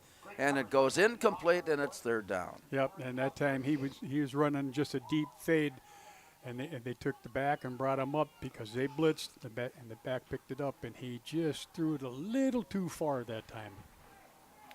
Underway here in the third quarter, 9:18 to play. Moorhead with a 21-0 halftime advantage, threatening here now, facing a 3rd and 2 situation. Line to gain the 16s. Let's make it the 17-yard line. Wide receiver to the right and to the near left side. Now in motion goes Kermey. Back to pass, there's Kermey, and the penalty flag is down for holding. It came along. The play continues on. all the way down towards the goal line, but the flag stopping play all the way back at the 25-yard line. Yeah, and you're going to get a holding call on Moorhead's right side. And again, ran that shovel pass to Kirby, and they had him stopped, and somehow he broke one tackle, and he got all the way down about the 3-yard line. And luckily, he fumbled it, but luckily he was able to fall on it, but that's still going to bring the ball back, Larry. Yeah, the penalty yardage brings it back to the 29. So third and about 11. And from there, it'll be third down and 11. Maybe 12. Line to gain the 16. Loaded with receivers to the far side. Jet Feeney takes a look. Back to pass, up and over the top. He's going for it all, and it is knocked away, and it is incomplete. Another nice defensive play by Sartell as they went 2-on-1 on the receiver to knock it away, and it's incomplete. Yeah, I tried to run that deep fade or short go, whatever you want to call it, the rain battle, and that time they're sitting back in cover 2. The cover 2 safety got over there, as well as the corner did a nice job of running with rain, and actually Moore's lucky that didn't get intercepted. With the incompletion, now it is 8:53 remaining in the third quarter as the plays signal in for the defensive unit by Sartell as the Moorhead Spuds break their huddle, and they load things up. 4 receivers to the open side of the field. A quick toss on the screen, and there's the play across the 25 on his fade to the 20, and a play there that brings up was fourth down rather. And let's see what the Spuds have in mind here. Was that a fourth down play? Yep, fourth and 12. It was 4th and 12, and they didn't quite get it. Yep. Comes up short to turn the ball over then on downs. Yeah, tried to run that bubble screen to Tay Rich that time, and Tay almost broke it through, but ended up being about 2 yards short. Nice job by Sartell rallying up from their secondary spots. So with the help of some penalties along the way, the Sartell defense now has turned the ball over to the offense with 8:43 remaining. It is first down Sartell at their own 20-yard line. And we'll check to see who the quarterback is now to start the second half. Back to pass is Mathiasen. He wanted to throw, and just as he dropped his shoulder to lean, he got slobber knockered. Yeah, that was a good hit. And our favorite player, Ron Otto, did a nice job of coming up and seeing where he was at, and he stopped him dead in his tracks. That was a good hit. Absolutely no gain on the play, and it's second down and 10. Line to gain out at the 30. As Sartell breaks their huddle, trailing 21-0, trying to generate an offense at a score here. Lahr's the quarterback. And Austin Lahr is at quarterback, set back in the play, and the Spuds break through and strip the ball loose, and another scramble for the loose ball. It looks like the Spuds have recovered, and it is a Moorhead football. Yeah, he fumbled the handoff, and Ron Otto, Ron Otto did a nice job. It bounced right up to him. I thought he was going to score, but they rallied for it. But he actually fumbled right at the handoff, Larry. And so the turnover has given the ball back to Moorhead as Jet Feeney now has an opportunity from close in. 7:56 to go, third quarter. Moorhead with the advantage and the ball. And so those types of things really by the end of the night are going to dictate how this game turns out. Yeah, they really add up, and this is a big sudden change for the Spuds. Receiver right, 2 receivers near left side. Flanker just outside, right side tackle. Here's Jet Feeney with a long look and a turn and the handoff. And again, the play develops and just keeps moving along. This snowplow is still working. And off to the sideline, and finally the whistle blows. But I wonder if that wasn't a 10, maybe a 12-yard pickup. Yeah, real close to it. But that was Cade Allmendinger, and really they had him stopped at the line of scrimmage. So he got his pad level down, and they ran that little, when he goes off to the right and has that H-back leading up for him, and he broke a couple tackles. Then he moved the pile after getting gang tackled, and now all of a sudden they got first and goal, Larry. Allmendinger is one of those runners that you will know that if you need to get that extra 2 yards, he'll lower the shoulder and get it. The other running backs that the Spuds have are a little bit more slippery, and running with elusiveness. Back to pass is Jet Feeney to the end zone. He goes. He's got a man. DJ Smith is there for 6. And that was a nice play, I tell you. he started inside. I call it a pivot route. Starts inside, plants his foot, spins back outside, in the poor corner. He didn't have a chance, and the ball was right on the money for a strike for a touchdown. So now the point after try. As they step it off, is that Rich? Carson. Okay. And there's the approach, and the kick is up, and it is good. Spud's kicking game tonight is on the money. With 7:08 to go in the third quarter, it's now Moorhead 28 and Sartell nothing.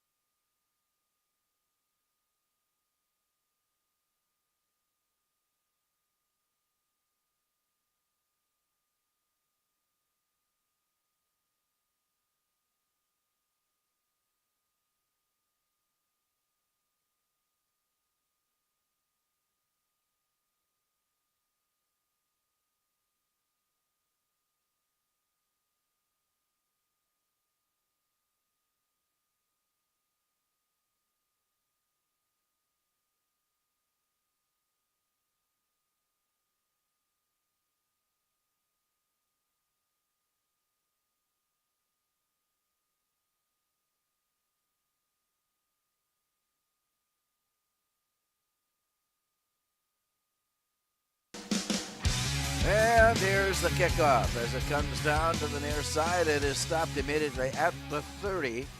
That's as far as it goes, as the return came from Kalar Lamb. And from there, the Sabres are on the field with their offensive unit, and a good field situation here at their own 31. Yeah, just a bit, excuse me, just a pooch kick. Kicked it on the ground, keeping it low, and it just stopped dead, and the receiver did the right thing. He just fell on it. 7:03 to go as we're midway through the third quarter. Sartell breaks out of their huddle. Receivers near side. Flanker on the left. Here's the look, and the play developed. I think Austin Lahr, or was that Jamison Kramer? Number 12. That would be Austin Lahr. Austin Lahr on the carry. And a loss of a yard. Yep. By the time it was all said and done, a loss of a yard. Yeah, they tried to run a sweep to the left that time, and Front did a nice job of stretching that out, and gave the linebackers time to come over and jump on his back for a loss. Tate Lynn finished the play off for the Spuds, and it's their 2nd and 11. Spun showing blitz. Boy, the rush is on, and he leans back to throw, and did he get it there in time? Yes, he did. Yep. He makes the catch. A great diving attempt by Levi Freeler. He comes over to the near sideline and leaned into it. He pulls it in for the catch. It's a short gain, but it's a catch nonetheless, and it's now at the 34-yard line. And he couldn't get any mustard on the ball because he was being chased. Jack Olstead got a hold of him and basically was right on his back, and he just threw it with all he could do. And nice job by the receiver coming back and making that catch. Yeah, you talk about the chances that the Spuds are taking with the rush on defense on the blitz, and now going deep. It's up for grabs. It is there. It is caught. Oh, my. Inside the 30-yard line, catch is made. Receiver, defender, stride for stride. Catch made, receiver, first down, Sartell. And that was just a straight goal route by Caden Garlock, and he got that ball out there far enough, and he had a step on Moorhead's corner, and that's a big play. Well, you run certain plays and you get a mood set up, and then all of a sudden you change things up, and Yep. you go big, you go long, you go good. Yeah, and it worked out real good for him that time. And is quarterback throwing it to quarterback, or is that receiver throwing it to receiver? It works both ways. Man in motion to the near side. Spud showing blitz. Do they break through it? They force the play to the outside, and he manages to dodge the tackle at the line of scrimmage, but the Spuds are waiting for him after that. And it brings up a second down play. Yeah, they blew both B gaps that time, and that disrupted their play a little bit. But that also gave Moorhead time to get Tate Lynn over there to stop that for no gain after the fact. Well, we've got a penalty flag that is on the turf being picked up, rather on the ground, and we might expect a holding situation. And that will cost Sartell some yardage there as Austin Lahr checks in with the officials. John Leeser, longtime veteran official in the white hat tonight. That's unbelievable. He's been reffing as long as you've been calling games. Let's not get silly. Back to pass. Here's the roll. Down the line, and looking. And to the 31, maybe the 32-yard line. It was 1st and 20. And a 5-yard pickup there brings up 2nd down and 15. Yeah, basically just running a sweep back to the right. And again, Moorhead did do a nice job of stretching it out. And then finishing off was Tate Lynn and Rain Battle. Of course. Trailing 28-0, 4:10 to go, third quarter. Sartell facing 2nd and almost 15. Long count at the line, and Lahr swings one out to the far side. Catch is made, and the run forward got past the original line of scrimmage. So the penalty yardage has been gained back, but it brings up 3rd down. Yeah, just ran the bubble screen to left, and they didn't get a whole lot on it, maybe 5 yards, but nice job by the Moorhead's corner on that side, and I'm not sure who's over on that side right now, and did a nice job of keeping his outside. Yes, Simon Chasm did a nice job of keeping outside leverage, which gave the rest of the Spuds time to come over and finish him off. 3rd down coming, 9 yards needed. Sartell on the drive, 3:20 to go, 3rd. Long count, back to pass. Here's the rollout. Being chased from behind, he was caught, and then the bounce just in time. Owen Thiel just came in with the big hit just as it was ready to be caught. Ball bounces loose, and no call made, and it's 3rd down. Yeah, Moorhead brought the blitz again. Let's make it 4th down. Yep, Moorhead came with the blitz again, Larry, and chased him out of the pocket, and he actually threw that back across his back, and they're actually lucky that it didn't get picked off. It was right in the vicinity of the receiver and the defender. Yep. And Owen did a nice job of making sure just knocking the ball down. Yeah, and so with that, the timeout has been taken and play has stopped. We'll return to Sartell with 3:10 to go in the third quarter. It's Moorhead 28, Sartell nothing.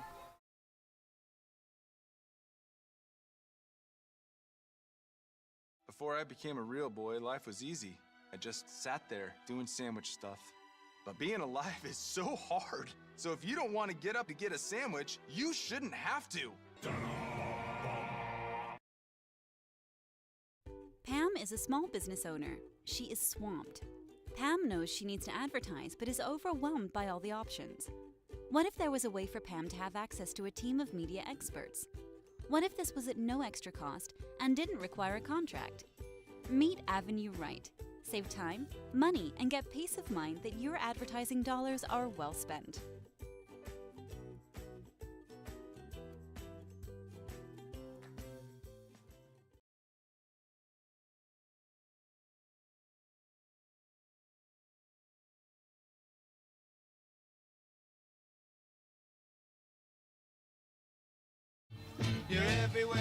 Out of the Sartell timeout. They have two yet here in the second half as they play this one on fourth down. Back to pass and looking. This play was set up in the huddle, and it is into the midst. I'm not sure. There is a flag down. It's going to be pass interference. And pass interference, Moorhead. I suspect. Yep, it will and that be. is a play. Basically, you can draw that up and hope, may not for the catch, but hope for the interference. Yeah, and that's what happened. The ball was thrown behind him, and Moorhead's defender came over the top, and he got there about a step before he needed to, and it's a good call. So that's an automatic first down.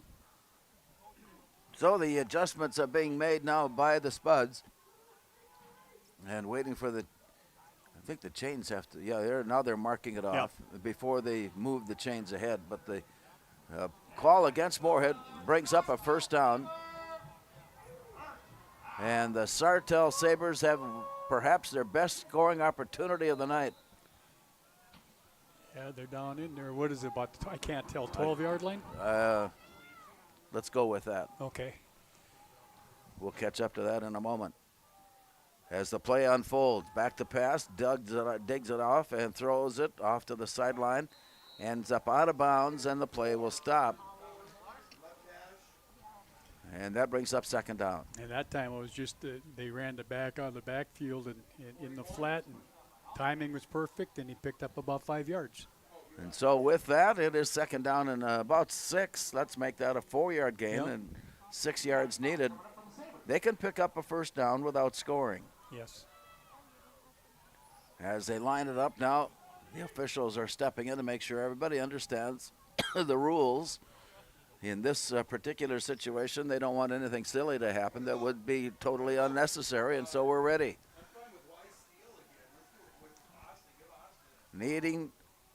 There's the play in the middle, and he steps out of 1, and he continues on, and is brought down at the 1-yard line. And again, we're seeing both teams' run game very difficult to stop. Yeah, that was Matheson that time, Larry, and he didn't have a lot there, and he just kept working his way outside, and he ended up with a first down. And so Mathiason's run is there for the first down. And without a doubt, this is the best opportunity for Sartell this night. Yeah, it's first and goal from about the 1.5. Comes with 2:39 remaining. Play clock is running down from 14 now, so we got plenty of time to put the ball in play. I can't see. From under center. Long count, hoping to draw the Spuds offside. That didn't happen, and the Spuds break through, and here's the run into the end zone, untouched for the score. Sartell puts in a play and angles it off to the near sideline. Had enough time and enough speed to get to the edge and score the 6. Yeah, and they just ran an outside zone play. I actually watched it on Spud TV because I could see it better than I could see from here, Larry, and he did a nice job. He just kept stretching out until he saw that little sliver he needed to get through, and he got himself in the end zone. 2:18 the time of the score. And Baylor Stibbins is the designated kicker for Sartell. So a long, long evening has been capitalized with a score here by Sartell as they're on the board. And we have seen fairly recently where 2 scores and 3 scores really isn't enough. Well, before the ball was snapped, we got all kinds of movement and motion along the line of scrimmage. And I have no idea who's who. Oh, encroachment. There's the fall encroachment. And some of that comes with the delay in putting the ball in play by the offense. They get anxious, they get hurried, they want to do something, they want to do it now. Yeah. And as a result, it cost them about a yard. And they're still going to kick it. And they're still going to kick it. Let's see what they do.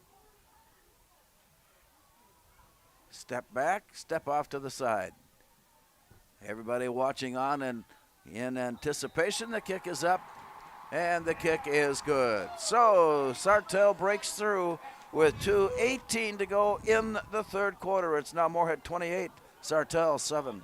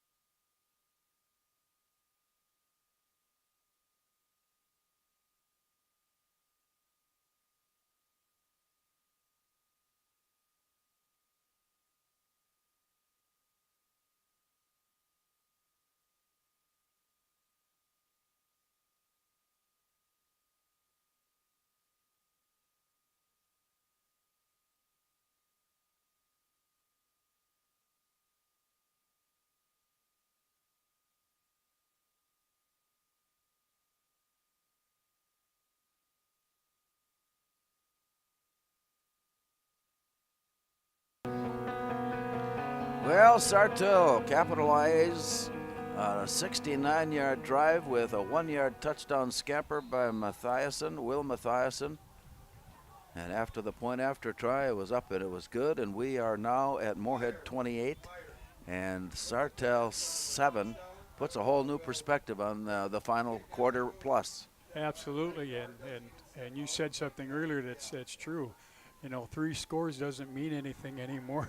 it can change in a dime. 3 scores is stretching it a bit, that's for sure, but 2 scores is always thought to be not enough. Yep. And so here's the approach by Baylor Stibbins. And the kick off to the far side. Out of bounds. And out of bounds. They were looking for that empty spot along the sideline, the vacant area over there that sometimes the ball will end up. If you place it there, you have a chance to recover it on an onside. So it's first down Moorhead. Yep, good field position at the 35. Take that anytime. Absolutely. So the Spuds, after the defense allowed, there were some penalties that affected that drive, that's for sure, but there have been some penalties along the way that have affected scores on the other side of the coin as well. Yes. And so with that, the Spuds and Jet Feeney taking a long look to that. I think they moved it over to the hash mark now. Yeah, they moved over to the right hash because that's where the ball was. By choice, it can be settled in there. And so they've got the near side to the open side of the field. Jet Feeney turns, hands off. Nice hook. And the scramble, you may hear in the background as the Spuds on the return upfield got hit. Ball popped loose, scrambled for the loose ball, recovered Sartell.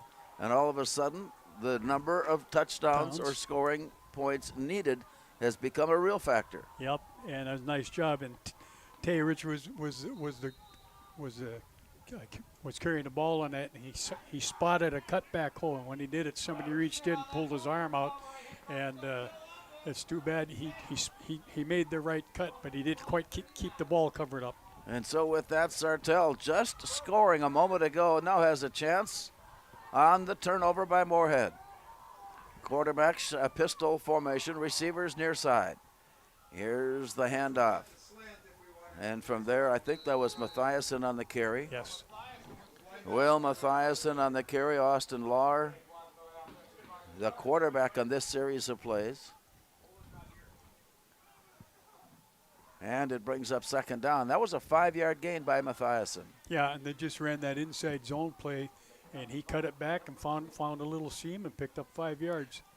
And they're fired up right now. Oh, they're ready. They want to get back after it. 1:40 remaining, third quarter.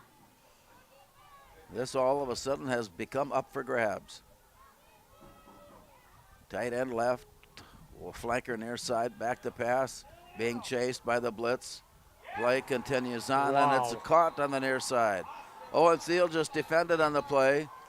Number 5 caught it. Catch was made by Levi Frailer, and it's first down Sartell.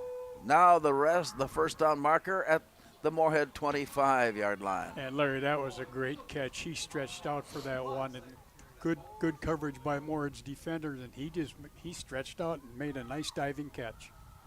So the Sabres break out of their huddle and come up to the line with receivers loaded up on the far side with quarterback Austin Lahr.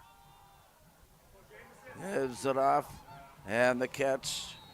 Jamison Kramer tried to find some room to the edge and just couldn't get there.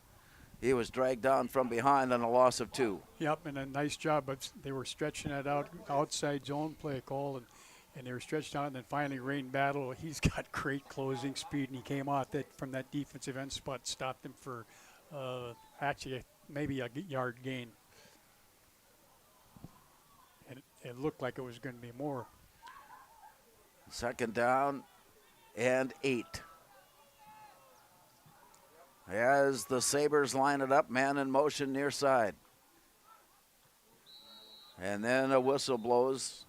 I think we've got illegal motion along the front line. Yep. And that'll cost the way the play, it took a little extra time developing, and it threw them off the balance just a bit. Well, they're playing 3 different quarterbacks, so you're going to have 3 different cadences sometimes, so that can throw you off too. You get used to one cadence, all of a sudden you got a different one. Just that fraction of second different hut, can throw you off. One last play perhaps here before the end of the quarter. 3 seconds and counted down. I don't know that they're going to get it in time, and they do not. as they stand and look at the play clock. It has expired, and we have put 3 quarters in the book. As we head to the 4th quarter of play, it's Moorhead 28 and Sartell 7.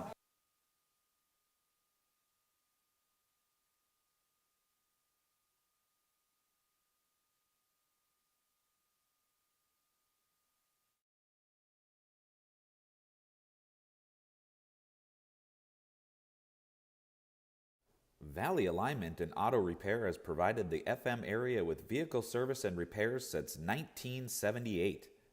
They perform your vehicle service needs from oil changes and brakes to transmission and engine rebuilds. Valley Alignment and Auto Repair is a proud sponsor of Spuds Athletics and wish all the athletes and families a great 2022-23 school year and sports season.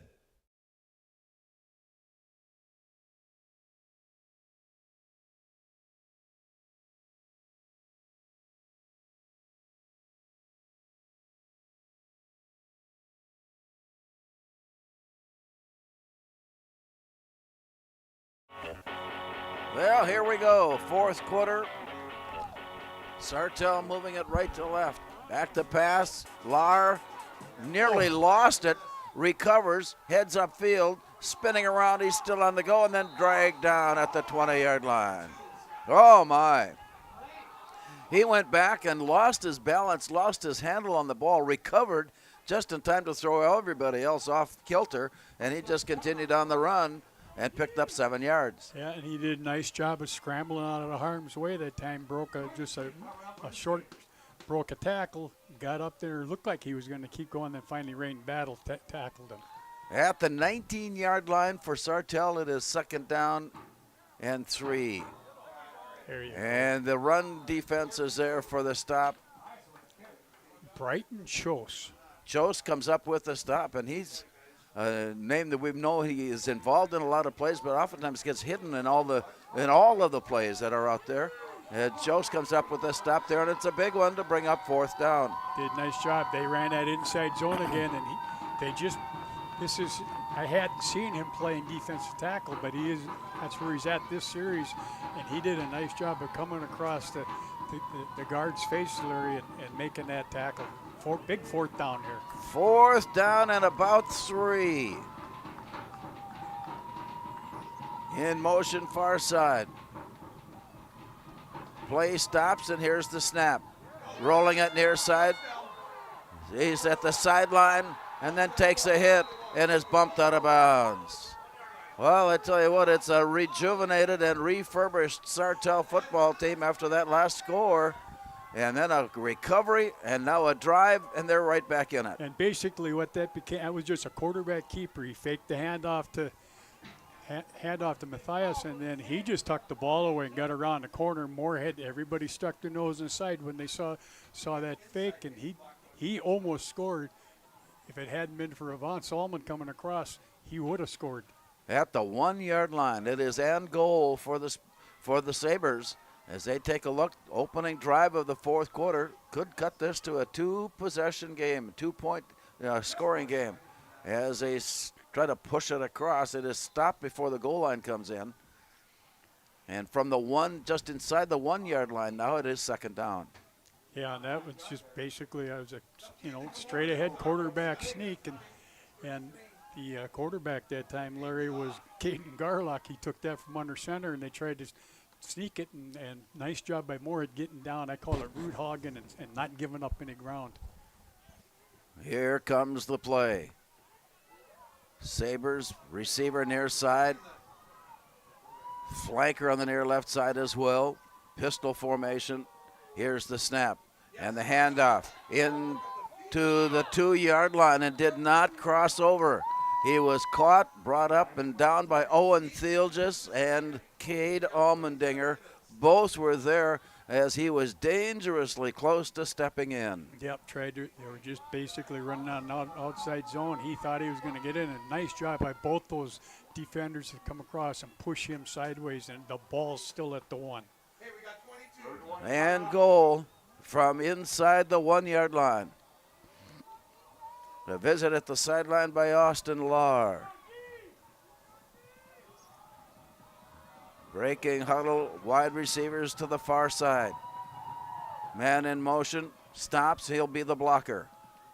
And here's the play on the backside, all alone and in for the score. A little ball fake action by Austin Lahr as he took a whole flow of play from the far side, brought it back near side, and he was all alone as he stepped in for the score. Yep, and again, they faked it. They faked that outside or inside zone to the right, and he just tucked it in, and everybody was sucked inside. And it's nice, and that was a nice play call, and also nice execution by their quarterback, Larry. So now the point after try. And a conversion would make this a 2-score game. Here we go. Lining it up for the point after kick. Whistle blows and we're ready. The snap is back and put in place. The kick is up and the kick is good. And we're in for a finish tonight from Sartell with 9:33 still to play. It's Moorhead 28, Sartell 14.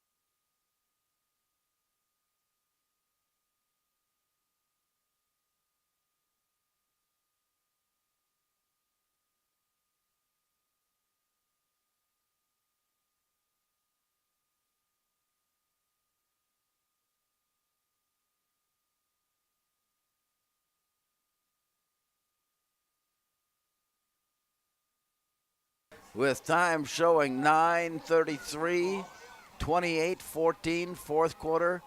Moorhead now looking at a 2-score advantage rather than a 3-score advantage that had been in place. Not, in fact, a 4-score game. It was 28-0 at one point. It was. Now it's 28-14. Sartell put together a scoring drive and then a recovery that led to the score. And before the kick is away, the whistles are blowing. And Moorhead is taking a timeout. They were trying an onside kick, too. And I imagine that's what brought the timeout. Then you got to have placement of certain people. Yep. And you want to have people with good hands and good instincts. And good instincts. And basically, Moorhead, their kickoff return is all hands all the time. They don't. There's no big linemen out there. It's all 15s and 7s, those numbers that are used to getting the ball, touching the ball and possessing the ball, so they're ready for that. But the Spud staff saw something that they didn't like and quick called the timeout just before he kicked it off. And so now both teams have 2 timeouts, and apparently we're going to be looking at those numbers as well. That will be a factor. It could be. As we get closer and closer. 2 timeouts remaining for each team. 9:33 remaining to play. Sartell kicking off. They had shown that they were going to try an onside approach here moments ago. Let's see if that has changed as they want the football back. It's either that or kick it and let it be returned and put your defense on the field and get a 3 and out. Let's see what we're up to here with the approach. The signal given, and we're underway. As the kick is made, it is low. Good job. And then covered up at the 32-yard line. Nice play on the near side. Yvonne Salmon was there, and it came right to him. He didn't risk anything, didn't risk bobbling it. He just fell on it safely, and the Spuds have the football. Yeah, and good field position, too, and it was a smart play, and I'm sure that's one of the things that they were talking about. But as soon as he caught it, all the frontline people looked like they were bowing to him. Get down. Get down. Here we go. Spuds now with a 28-14 lead and the football at their own 33-yard line. Wide receivers far side. Jet Feeney. Here's the snap and the turn and the handoff.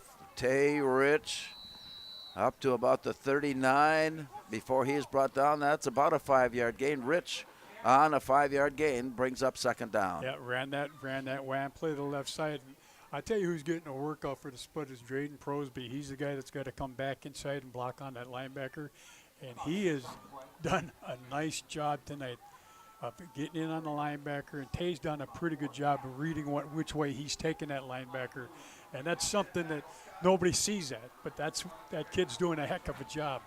Second down, Moorhead. Line to gain the 43.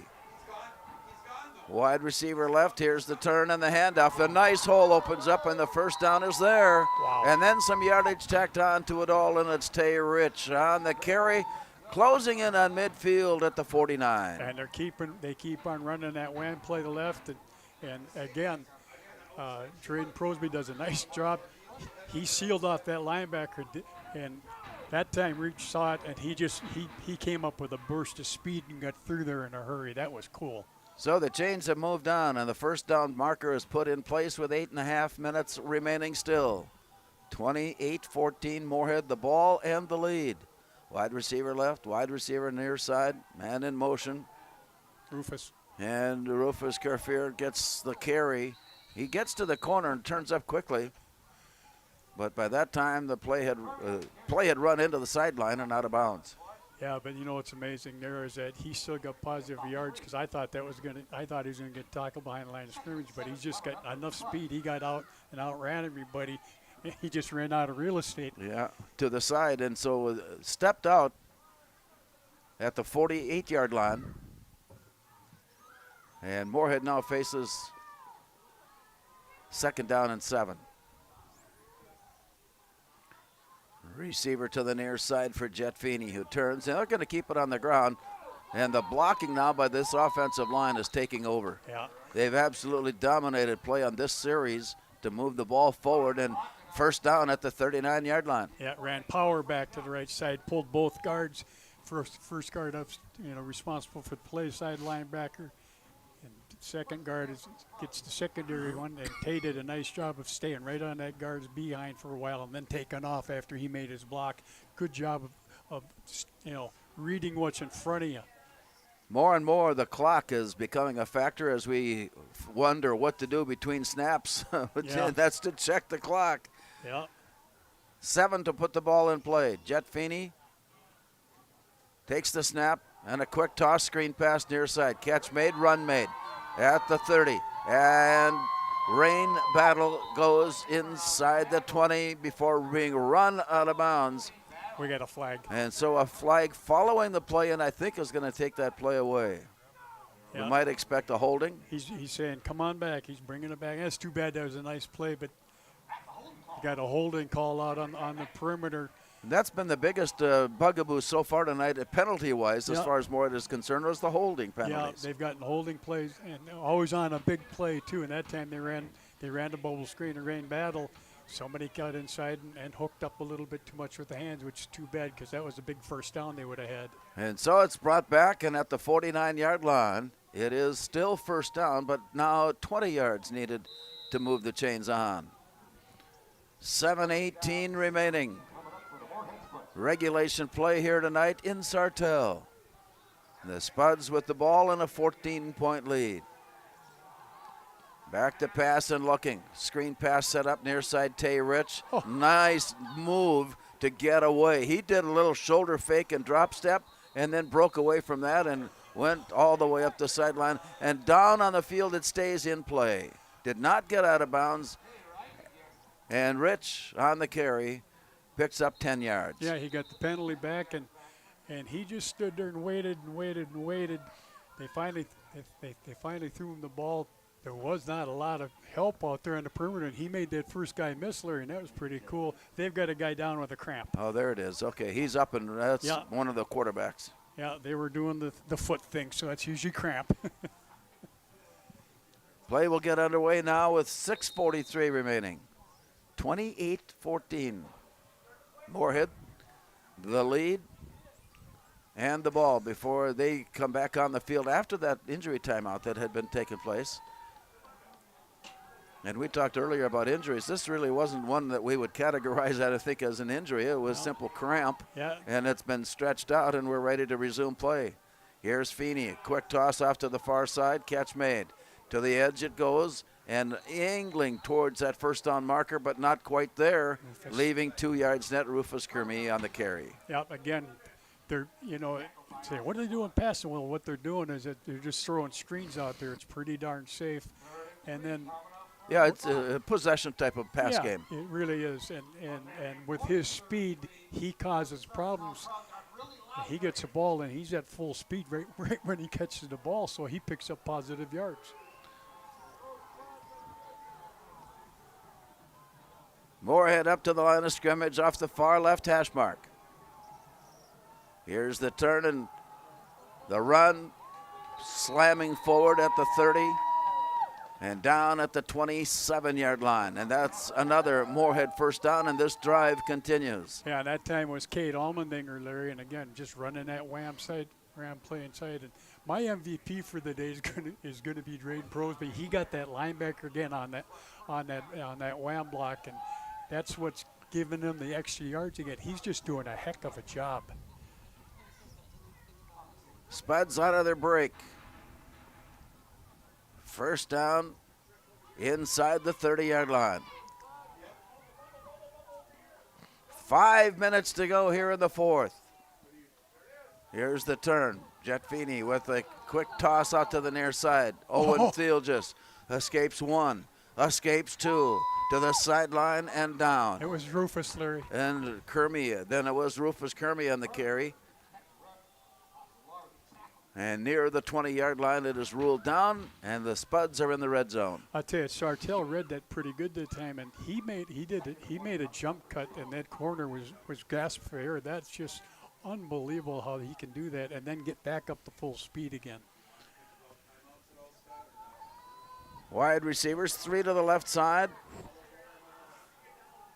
Pistol formation look in the backfield. Jet Feeney takes the snap and looks. A quick toss out to the far side on the screen. Rufus. Spinning out of the tackle, and Kermey picks up some positive yardage after apparently being stopped. But it's enough for the first down, and the chains move on. And again, another first down, Moorhead. Another first down, and I tell you, they've taken about 4.5 minutes off the clock.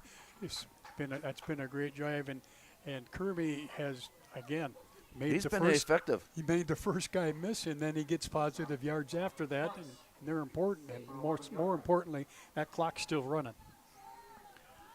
After this play, if time will allow, we're going to take a look at the stable of running backs that the Spuds can use and the effectiveness that they each have. Here's the turn. No. Jet Feeney himself got upended and put down. Let's take a look. We got Cade Allmendinger. Yep. He's the lower the shoulders and ram it home. Yep. We've got Tay Rich, who's got some elusive speed. Yep. We got Rufus Kermey, who is doing a little bit of both. Yep. And we've got Madison Sua, who may be the fastest of all. And then Carson Hench is on occasion brought in as well. Yeah, and then they keep rotating the receivers because half the receivers play defense. Yeah. So they're giving them a break. So now they bring in Rufus, who hasn't played much defense today, so he's got pretty fresh legs. The clock is to the 3:27 mark in the fourth quarter. Moorhead will return home 1 week from tonight to take on Alexandria, a team that is into tonight's play at 5-0, and then finishing up on Wednesday, MEA week, against Sauk Rapids, who is also at this point unbeaten. It doesn't get so any easier. It's a fun way to end the year. It really is. At least they got Alex at home. Yeah. All right, back on the field, out of the timeout. Whistle blows and we're ready to play. Here's the turn, and Cade Allmendinger works his way, didn't quite get there. And Allmendinger's play ends up down at about the 1 yard line. You know, they made a little adjustment after that timeout. They brought their linebackers up a little closer to the so when Moorhead, they called a timeout. So we'll return to Sartell with 3:21 still to play. It's Moorhead 28, Sartell 14. Don't work out where you won't work out. Blueprint Personal Training. At Blueprint, you'll work directly with an experienced personal trainer and nutrition coach in our brand new private gym. Tell us about your fitness goals, and we'll provide the personalized workouts and motivation to get the results you want to see. Training, nutrition, accountability. Personal training, blueprintfargo.com.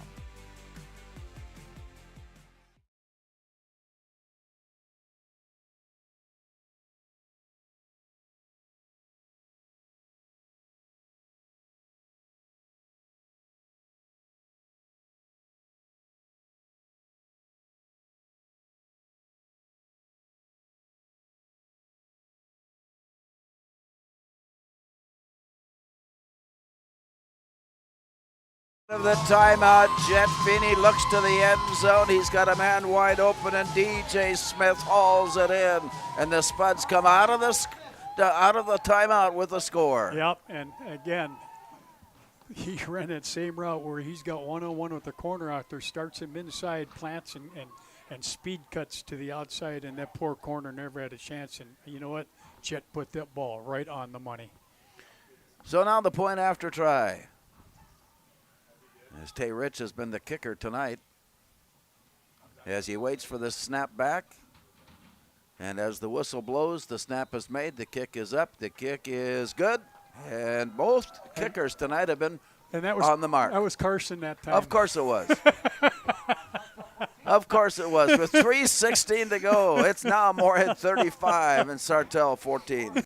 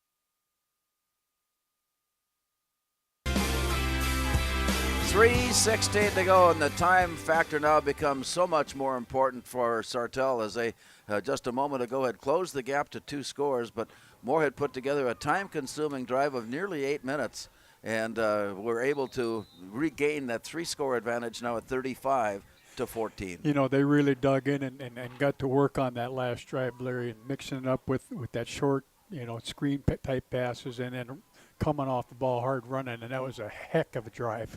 Sartell back in business as they line it up. Ball resting at their own 35-yard line. Back to pass, looking up the field. And near the first down marker. He got it. And the catch is made, and the chains will move. That was a nice catch, as he had to go down near the ankles to pull it in. And with that, the chains move on. Yeah, pretty accurate by Austin. It was just a little short, but he came back and got the first down.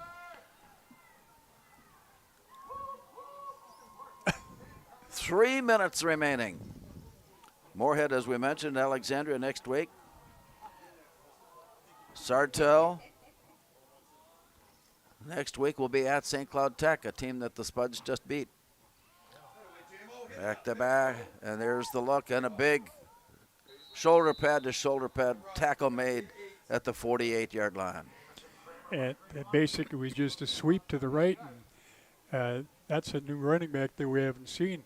Number 13, Jamison Kramer, and he did it. He showed a little moxie, made a nice cut, came back, but nice tackle by Tate Lynn. 2:20 remaining. Spuds on the verge of picking up their 4th win of the season. They have losses on the year to Rogers and to Brainerd. Wins over Tech in their last outing. Then Bemidji started the year with a win over Spring Lake Park. Oh. And here's a play to the near side and a tackle made along the near side. A collar tackle by the Spuds by Ron Otto. And so with that, they spot the ball down at the 45-yard line, and it is third down. And Jonah Horan had a chance of making that, a tackle for loss. And one thing he tried to tell the kids, don't leave your feet when you tackle. And when he left his feet and the other guy was stronger than him, shook him off. Ken Cusick is taking a turn at the defensive line as the play goes off the far side, and the first down is gained. And some more as they cross over the 40 down to the 35-yard line. And that's a 10-yard gain on a play that seemingly was stopped. Yeah. Do we have an injury? Yes, yeah, we've got an injured player out there on the field now as the Sartell trainers are in a hurry to get out there and check things out. Again, I think Austin Lahr, he's got pretty good ball skills there. He fakes, he fakes that handoff, and then he just tucks it away and goes. And he's got a cramp now, so they're working on him, but they're also working on one of their players that's down. Reminder that tomorrow afternoon, WDAY on hand as the Concordia Carver football team returns to action from St. John's. Game time, 1 o'clock at Collegeville. Concordia and the Johnnies battling it out for another key battle in the MIAC, looking for some exciting and interesting confrontation tomorrow afternoon from Collegeville. Concordia and St. John's, 1 o'clock tomorrow afternoon right here on 970 WDAY, and it is quarterback Austin Lahr or running back Austin Lahr or defensive back Austin Lahr that is making his way to the sideline. Actually, it wasn't Lahr. It's actually number 10, Andrew Nelson. Their tight end. Or no, that's 18. Well, like I said, there's 18 Caden Garlock.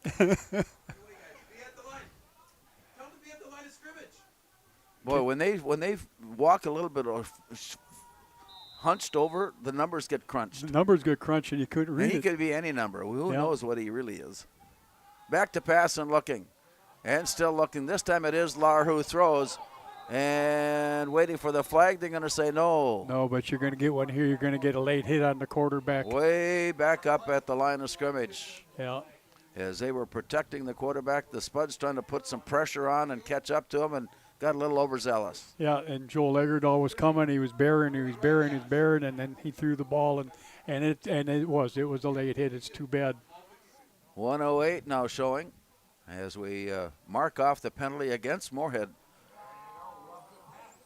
Roughing the passer is the call, and it'll put the ball down right at the 20-yard line. And that's a first down. And they did a nice job of flushing him out of the pocket that time, and that was almost picked off, too, at the same time. But unfortunately, he just couldn't stop his momentum, and he hit the quarterback after he threw it. In spite of the fact that we are so close to the end of the regular season, you got to give – oh, here's the rush on, and I think he got his hands in the face. Yep. To pull the play down. That'll go. He had was on the verge of picking up a stop behind the line of scrimmage, a sack, if you will. It was Brayton Joe's hand. And Joe's got in there with his hands up in the face mask area, and of course that's not the way the rules read. Oh, and they got a holding call. They got the hold. That's where the hold came. I didn't see that part of it. We saw the face mask. I thought it was going to be a face mask. Yeah. The way he threw the flags. You got a holding call. And they're decline it. Yep.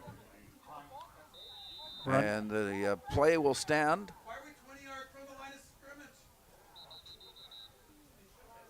They got to get the sack in there. They didn't. Yeah, they got to mark that if they're going to. There you go. The play as it was run. Yep. Yep. And now they'll start the clock again and put the ball back. And the line of scrimmage now is the 30-yard line. Line to gain is the 10. And they can't stop the clock anymore. Both teams Sartell has used their timeout. Here's a long play up the middle. Pass is there. Pass is caught. Levi Freeler. And a quick visit in the huddle before stepping up, 30 seconds and counting down.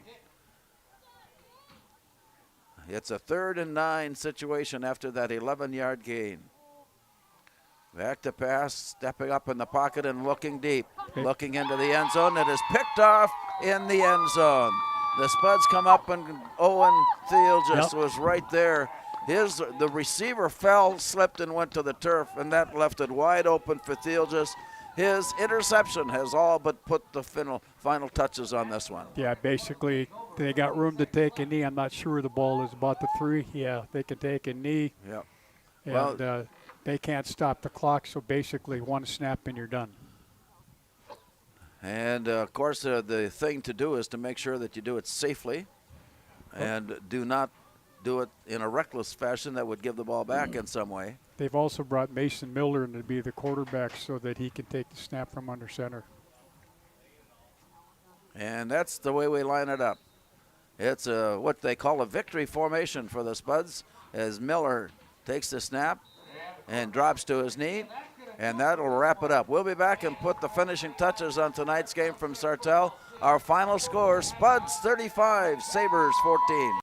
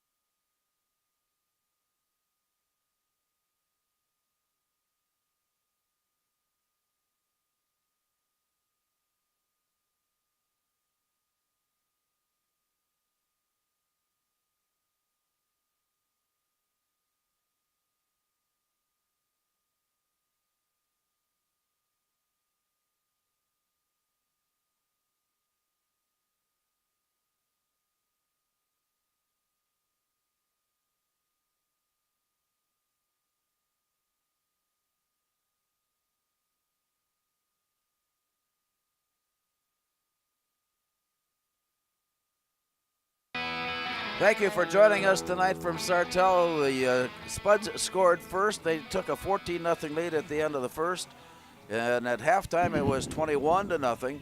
And it looked like it was pretty well settled at that point. And then at 28-0, most certainly things were settled, except for the fact that Sartell said, no, that's not the way we play the game. And at the 7:08 mark, or 2:18 mark rather, it became 28-7, and then 28-14.